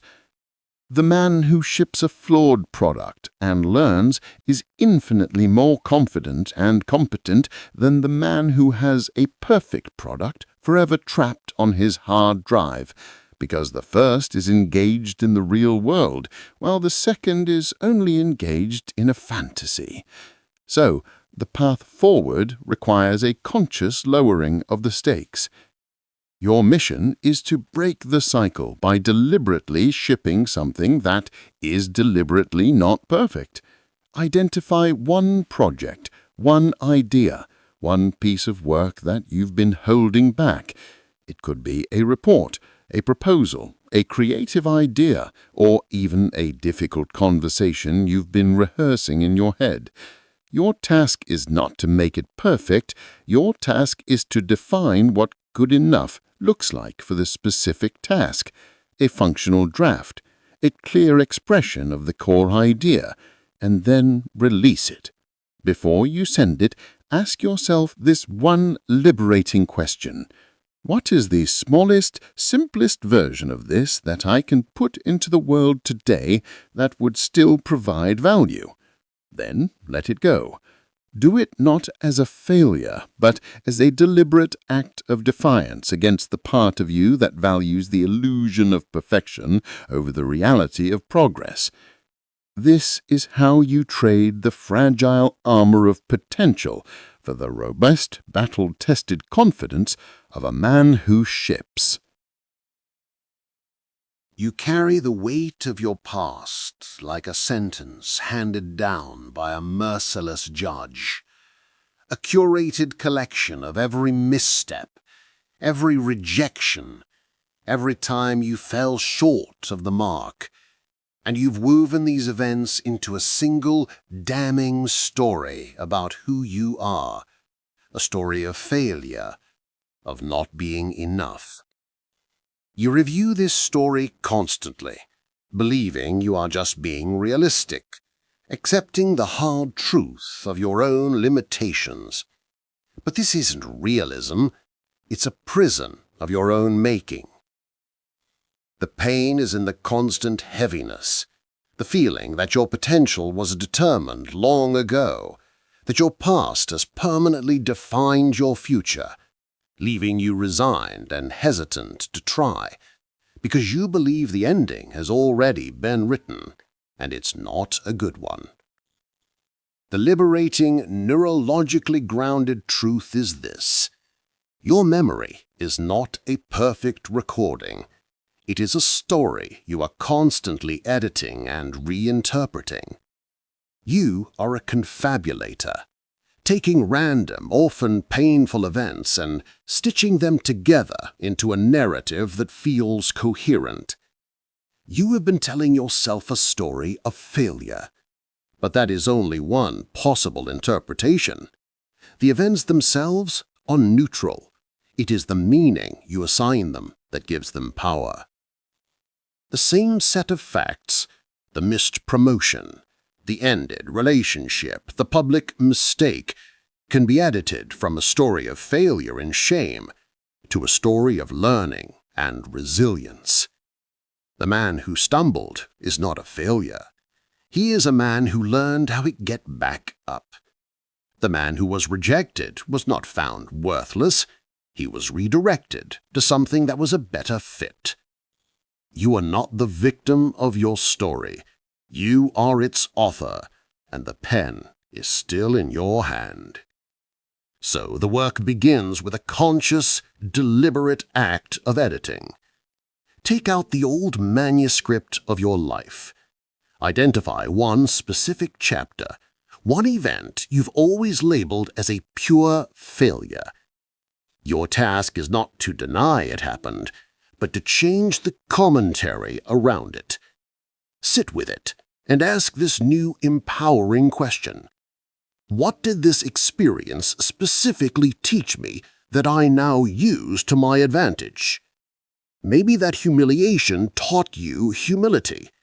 That heartbreak taught you what you truly value in a partner. That professional setback forced you to develop a new skill. Write down the revised version. Speak it out loud. This is not self-deception. It is wisdom. It is you reclaiming your past from the courtroom of your mind and moving it into the study, where a wise author understands that a good character isn't defined by whether he falls, but what he learns when he gets back up. This is how you trade a life sentence for a doctorate in living. This is how you become the author of your freedom instead of the prisoner of your past. You've been taught that the whip of self-criticism is the only tool that drives a man forward. That berating yourself for every shortcoming is a form of discipline, the necessary fuel for improvement. You believe that to be gentle with yourself is to be weak, to lower your standards, so you push harder, criticize more harshly, using shame as a motivator, convinced that this internal pressure is the only thing standing between you and mediocrity. But this isn't discipline. It's a form of self-hostility that drains your spirit and paralyzes your progress. The pain is in the constant grinding exhaustion of never feeling good enough, of the mental energy spent on self-recrimination that could be spent on actual growth, leaving you stuck in a cycle where you're too busy punishing yourself for not knowing how to do something to actually learn how to do it. The profound, liberating reframe is this: you cannot hate yourself into a version you love. Shame is not a motivator. It is a prison. It narrows your focus to avoiding failure rather than pursuing mastery, making you risk-averse and brittle. True, durable confidence is not built on the foundation of already being an expert. It is constructed with the bricks of self-compassion for the struggling novice you inevitably are at the beginning of anything worthwhile. It is the understanding that every master was once a beginner who allowed himself to be bad at something long enough to become good at it. Confidence is not the absence of struggle. It is the trust that you can be kind to yourself within the struggle, that you can offer yourself the same patience you would offer a respected friend who was learning a new skill. This is not soft, it is strategic. It is how you build an engine of growth that runs on encouragement instead of fear. So the practice begins with a single conscious interruption of the old critical pattern.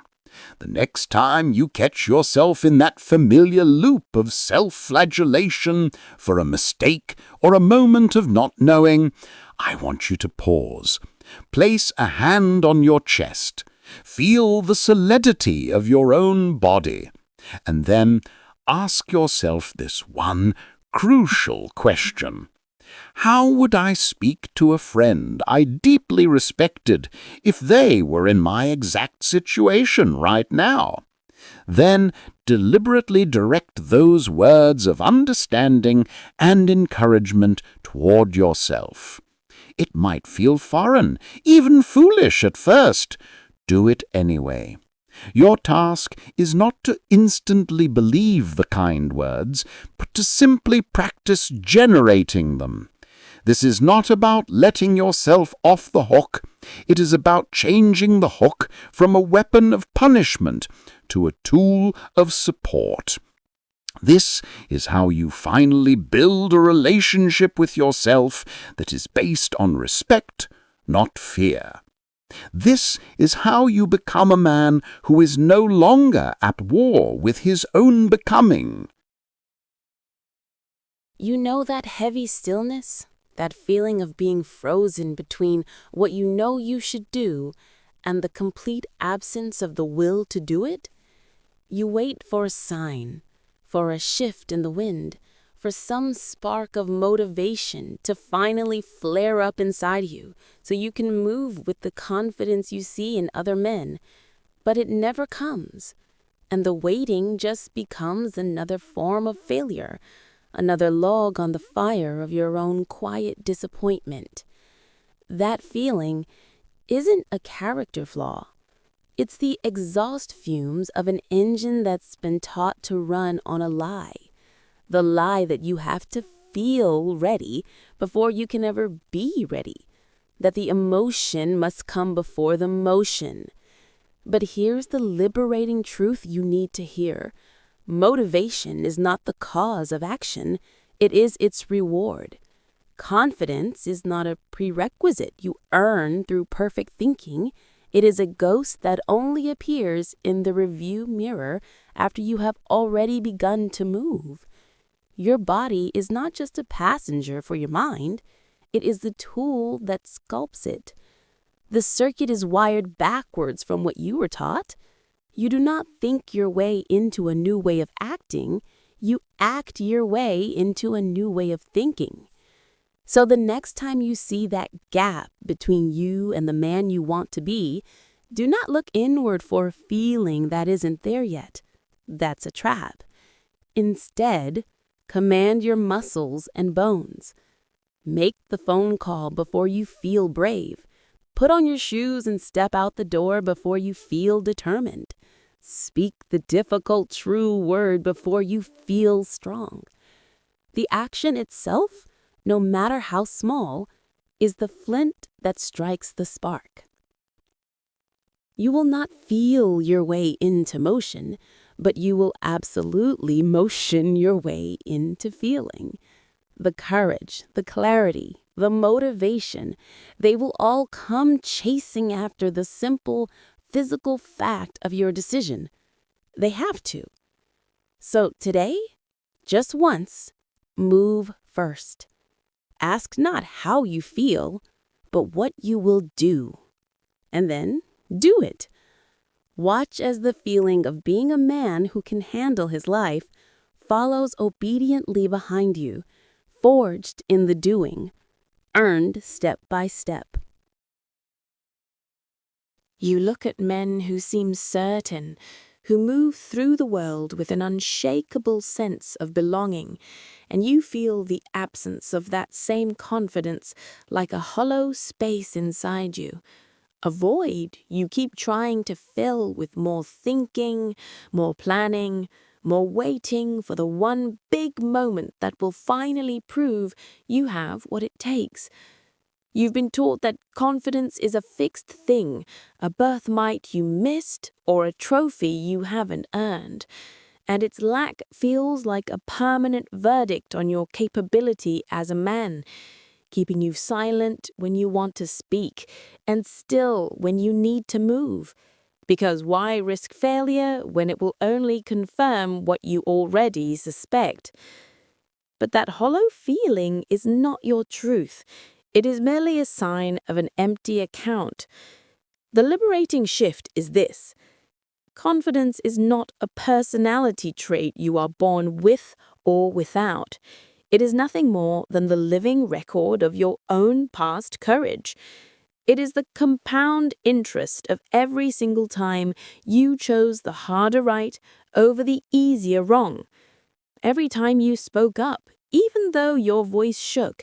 Every time you took a small step forward while feeling entirely uncertain. Think of it as a bank account you've been neglecting because you didn't know you were allowed to make deposits. Every act of courage, no matter how small, is a deposit into that account, and your current confidence is simply the balance you have available to withdraw today. You don't need to feel confident to start. You just need to be courageous for one moment. So instead of asking yourself the paralyzing question, do I have enough confidence to do this? Ask yourself the empowering one. What is one small deposit of courage I can make right now? Make the call, send the text, volunteer the idea, stand your ground. Watch the balance grow, not from a single grand gesture, but from the quiet daily currency of choosing to act. You're waiting for the big moment, the grand gesture that will finally prove you've changed, the single Herculean effort that will shatter the old patterns and announce the new man.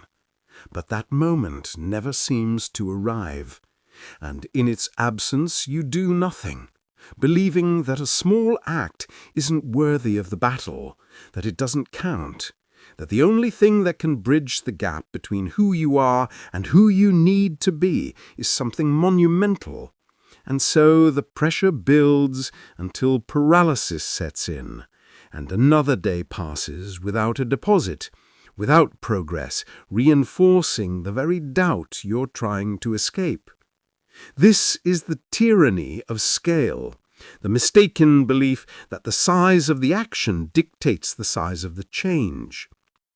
But the liberating truth is that your nervous system, the very wiring of your courage, does not measure in inches or miles. It only recognizes the choice itself. The neural pathway forged by choosing to state a simple preference for dinner, when you'd normally just say, "I don't care," is identical in quality and kind to the pathway forged by delivering a speech to 1,000 people. The muscle is the same, it's just the weight that differs. The brain learns through repetition, not through spectacle. It is built by consistency, not by cataclysmic events. This is your way out from under the weight of expectation. You are not building a cathedral in a day. You are laying a single brick perfectly every single day. The scale is irrelevant. The ritual is everything. So today, absolve yourself of the need for grandeur. Ask yourself not what massive challenge you should tackle, but what tiny, almost invisible act of authenticity you can perform right now. Hold a gaze for 1 second longer than feels comfortable. Voice a small opinion. Choose the thing you actually want. Do not discount it because it seems insignificant. Honor it because it is the fundamental rep, the primal repetition that etches the new pattern into your being. The sum of these tiny acts of courage will not just add up to confidence, it will multiply into it. The man you want to be is not constructed in a single explosion of effort. He is assembled, piece by tiny, courageous piece, in the quiet moments everyone else overlooks. Start assembling him now. You tie your worth, your very sense of being a competent man, to the outcome of things you cannot fully control. the deal, the approval, the perfect result. And so you live in a state of quiet dread, a low hum of anxiety that comes from trying to guarantee a future that is, by its nature, unpredictable. And when the outcome is good, you feel a fleeting relief, and when it's bad, it feels like a deep personal failure, a confirmation of your inadequacy, because you've been taught that a real man controls his destiny and delivers the right results.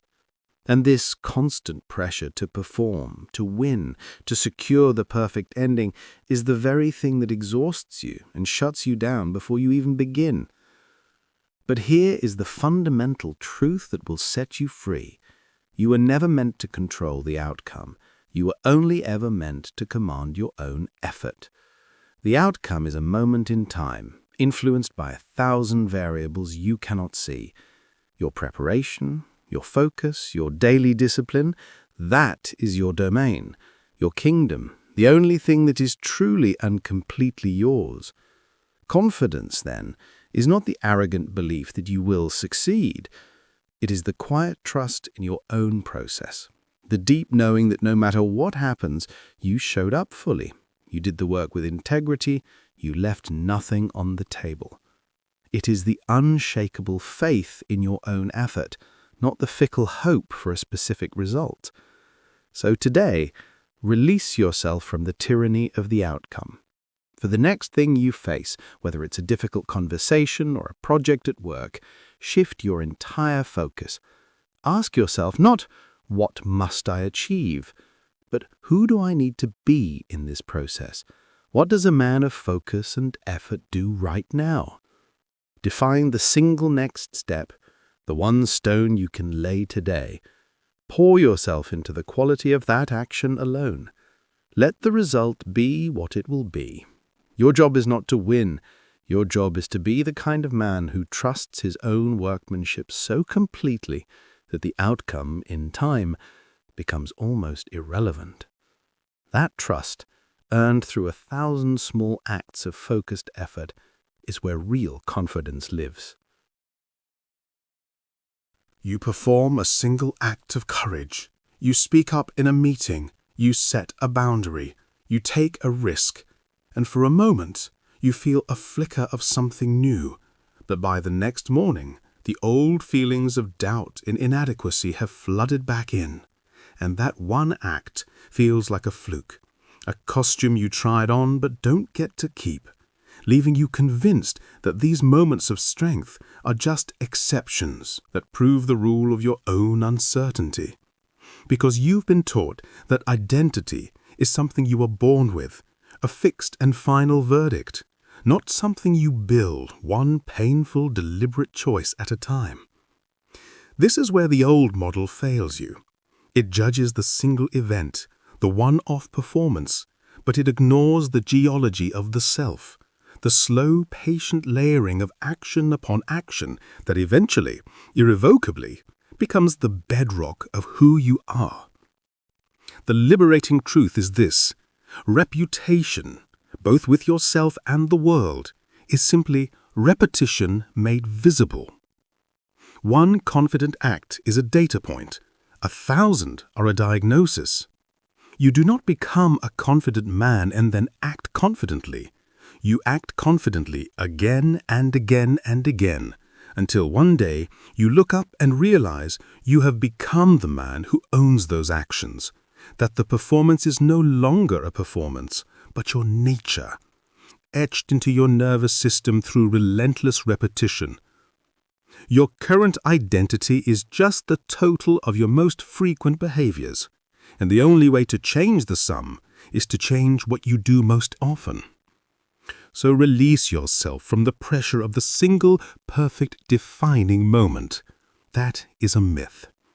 Instead, ask yourself this simple, powerful question: what is one small behavior, so simple it seems almost meaningless, that I can repeat every day? It is not the grand heroic gesture that will redefine you. It is the daily discipline of choosing the slightly harder right over the slightly easier wrong. Make the deposit every single day. The compound interest of those tiny repetitions will not just add to your account of confidence, it will redefine the very institution. You are not building a moment, you are building a man. And that construction project is measured in years, not seconds. Start laying the bricks today, and do not stop. You take that first difficult step. You force the words out. You stand your ground. And instead of feeling the rush of victory, you're met with a crashing wave of anxiety, a voice in your head screaming that you've made a mistake, that this feeling of exposure and vulnerability is proof you've overstepped, that the old way of silence and compliance was safer, was better. And so you retreat, believing the discomfort is a warning sign to turn back, that this entire pursuit of confidence is just a path to feeling more pain, more isolation, reinforcing the very belief that it's better to just stay small and safe within the familiar confines of your own prison. But that searing discomfort is not a sign you are failing. It is the undeniable proof that you are finally building something new. This is the non-negotiable law of growth. It always gets harder before it gets easier, because you are consciously and deliberately breaking the old automated patterns that have protected you for decades. You are sanding down the deep, well-worn grooves of your past behavior, and for a while, everything will feel raw and rough and wrong, because the neural pathways of fear are shouting their protest at being made obsolete. That anxiety is not an error message, it is the sound of a new foundation being bored, the necessary friction required for any fundamental change. The old way felt easier only because it was familiar, not because it was right. It was a well-practiced defeat.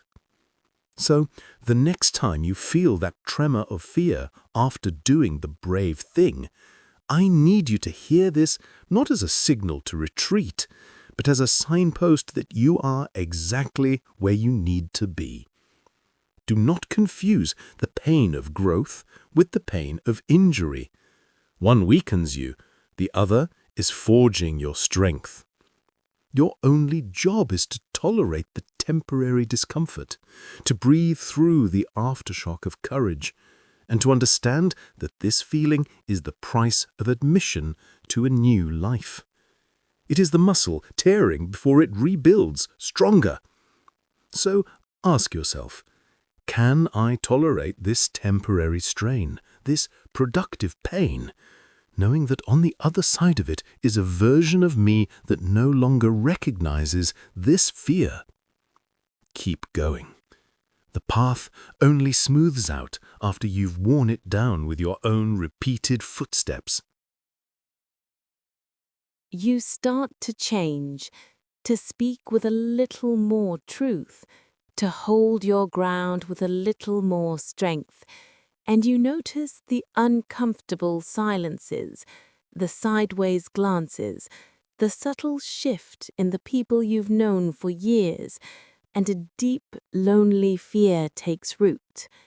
The fear that becoming more of who you are meant to be will cost you the very connections that have defined your life, that the price of your confidence is isolation, and part of you wants to apologize, to shrink back, to make everyone comfortable again, because the weight of their disappointment or their confusion feels like a betrayal of your duty, a failure to maintain the bonds you were supposed to keep.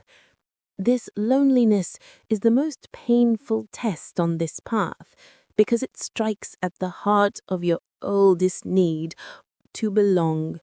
But you must understand this not as a failure, but as a necessary and brutal pruning.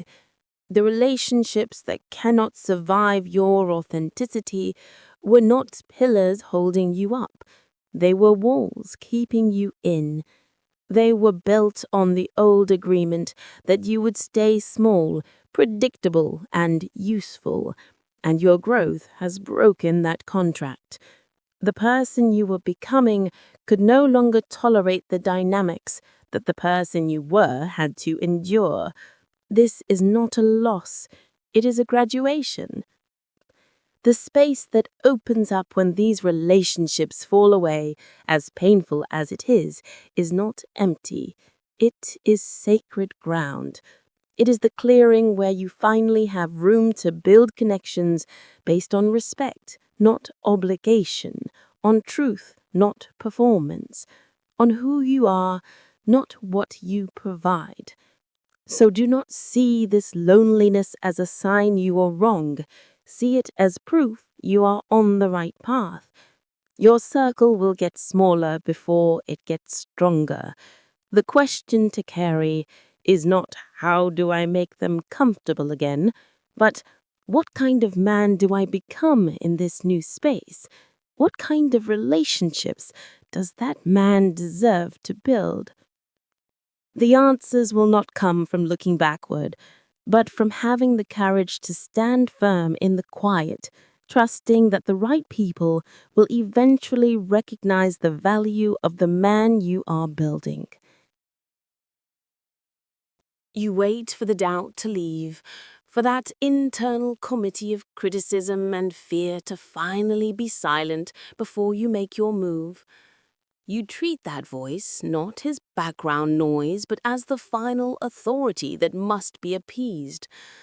And so you remain frozen, perpetually negotiating with a part of your mind that was never designed to give you the green light, because its only job is to scan for danger. And in a world that is no longer about physical survival, it sees danger in everything, in rejection, in embarrassment, in the unknown.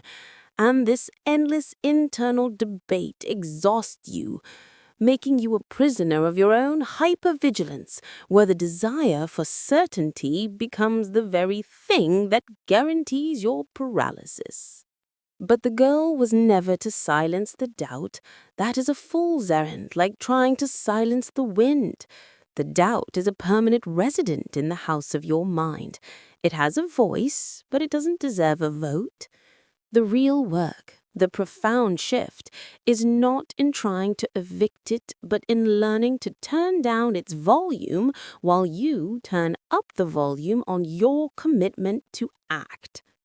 Confidence is not the absence of doubt, it is the proven ability to move forward even while doubt is screaming in your ear.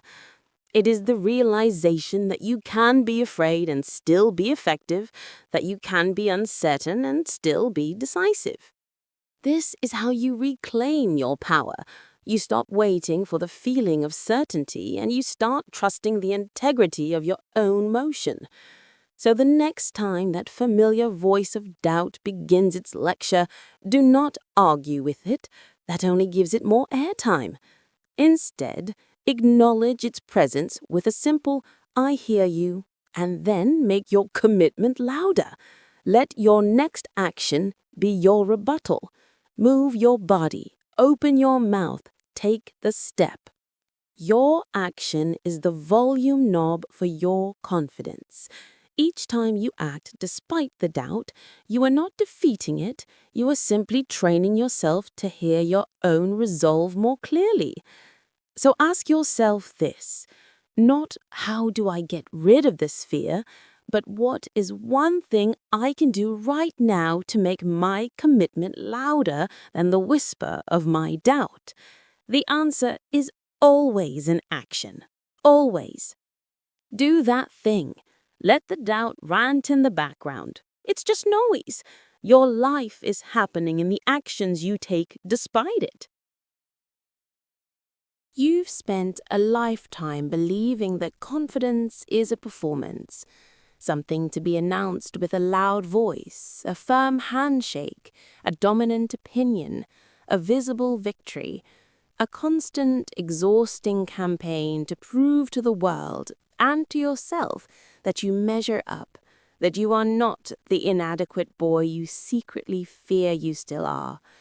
And this performance drains you because it's a war fought on two fronts, against the judgments of others and the louder, more vicious critic within you, leaving you feeling like a fraud who is one missed step away from being exposed. But that loud, performative certainty you've been trying to emulate isn't confidence. It is its opposite. It is the armor of the insecure, the desperate noise meant to convince others because they cannot convince themselves. True confidence is not loud, it is quiet. It is not the need to be the smartest person in the room. It is the ability to listen, to learn, to be undisturbed. It is a deep internal knowing of your own value that does not require external validation. A calm that comes from having nothing left to prove to anyone because you have already met your own standards. The truly confident man is not heard in a crowd. He is felt in a quiet room. He does not seek the spotlight. He is content in his own light. This is your liberation. You can stop performing. You can lay down the armor. The goal is not to become louder than everyone else. It is to become so secure in your own quiet that the noise of the world simply ceases to bother you. This quiet confidence is built not in the grandstand, but in the solitary, consistent acts of integrity you perform when no one is watching. It is the sum of all the deposits you've made in your own account of self-worth. So today, permit yourself to be still, to listen more than you speak, to observe without the immediate pressure to contribute. Ask yourself not what do I need to say to prove my value here, but how would a man who already knows his worth carry himself in this moment? Let that question guide your posture, your gaze, your calm. Your value is not a point to be argued. It is a presence to be felt. Start building that presence, not with your voice, but with your silence.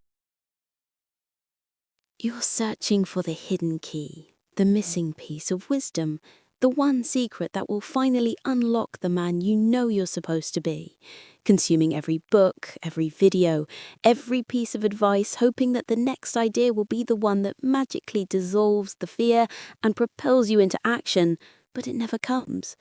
And this endless search itself becomes a form of hiding, a comfortable procrastination that keeps you safe in the realm of theory. Because the brutal, simple truth is that you already know what to do. You know the conversation you need to have, the habit you need to start, the boundary you need to set. The problem is not a lack of knowledge, it is a surplus of fear. That gap between knowing and doing feels like a canyon, and you stand on the edge, paralyzed, waiting for the feeling of readiness that will never arrive. Because that feeling is forged in the doing, not in the waiting. The liberating, terrifying truth is this: there is no secret. The only thing standing between you and the confidence you want is the decision to act in the tiny 5-second window that exists between the impulse to move and your mind's inevitable counterattack of excuses, rationalizations, and catastrophic what-ifs. Your brain is designed to protect you from uncertainty, and it will always vote for the safety of inaction. Your job is to act before the debate even begins. Confidence is not something you find. It is something you claim in the space of a single breath. So the next time you know what you need to do, do not give yourself time to think. Do not negotiate. Your mind is a brilliant lawyer that will argue you out of your own life. Instead, count backward from 5. 5, 4, 3, 2, 1, and move. Physically move. Stand up, pick up the phone, open your mouth. Your body is the lever that will move your mind. That 5-second window is your only real territory of control. It is the moment where your future self is born. So ask yourself right now, what is the one thing I've been putting off because I'm waiting to feel ready? See it clearly. And then, the next time that thought appears, before the fear can even form a complete sentence, launch yourself into the action. You know what to do. The secret is that you always have. Now prove it to yourself.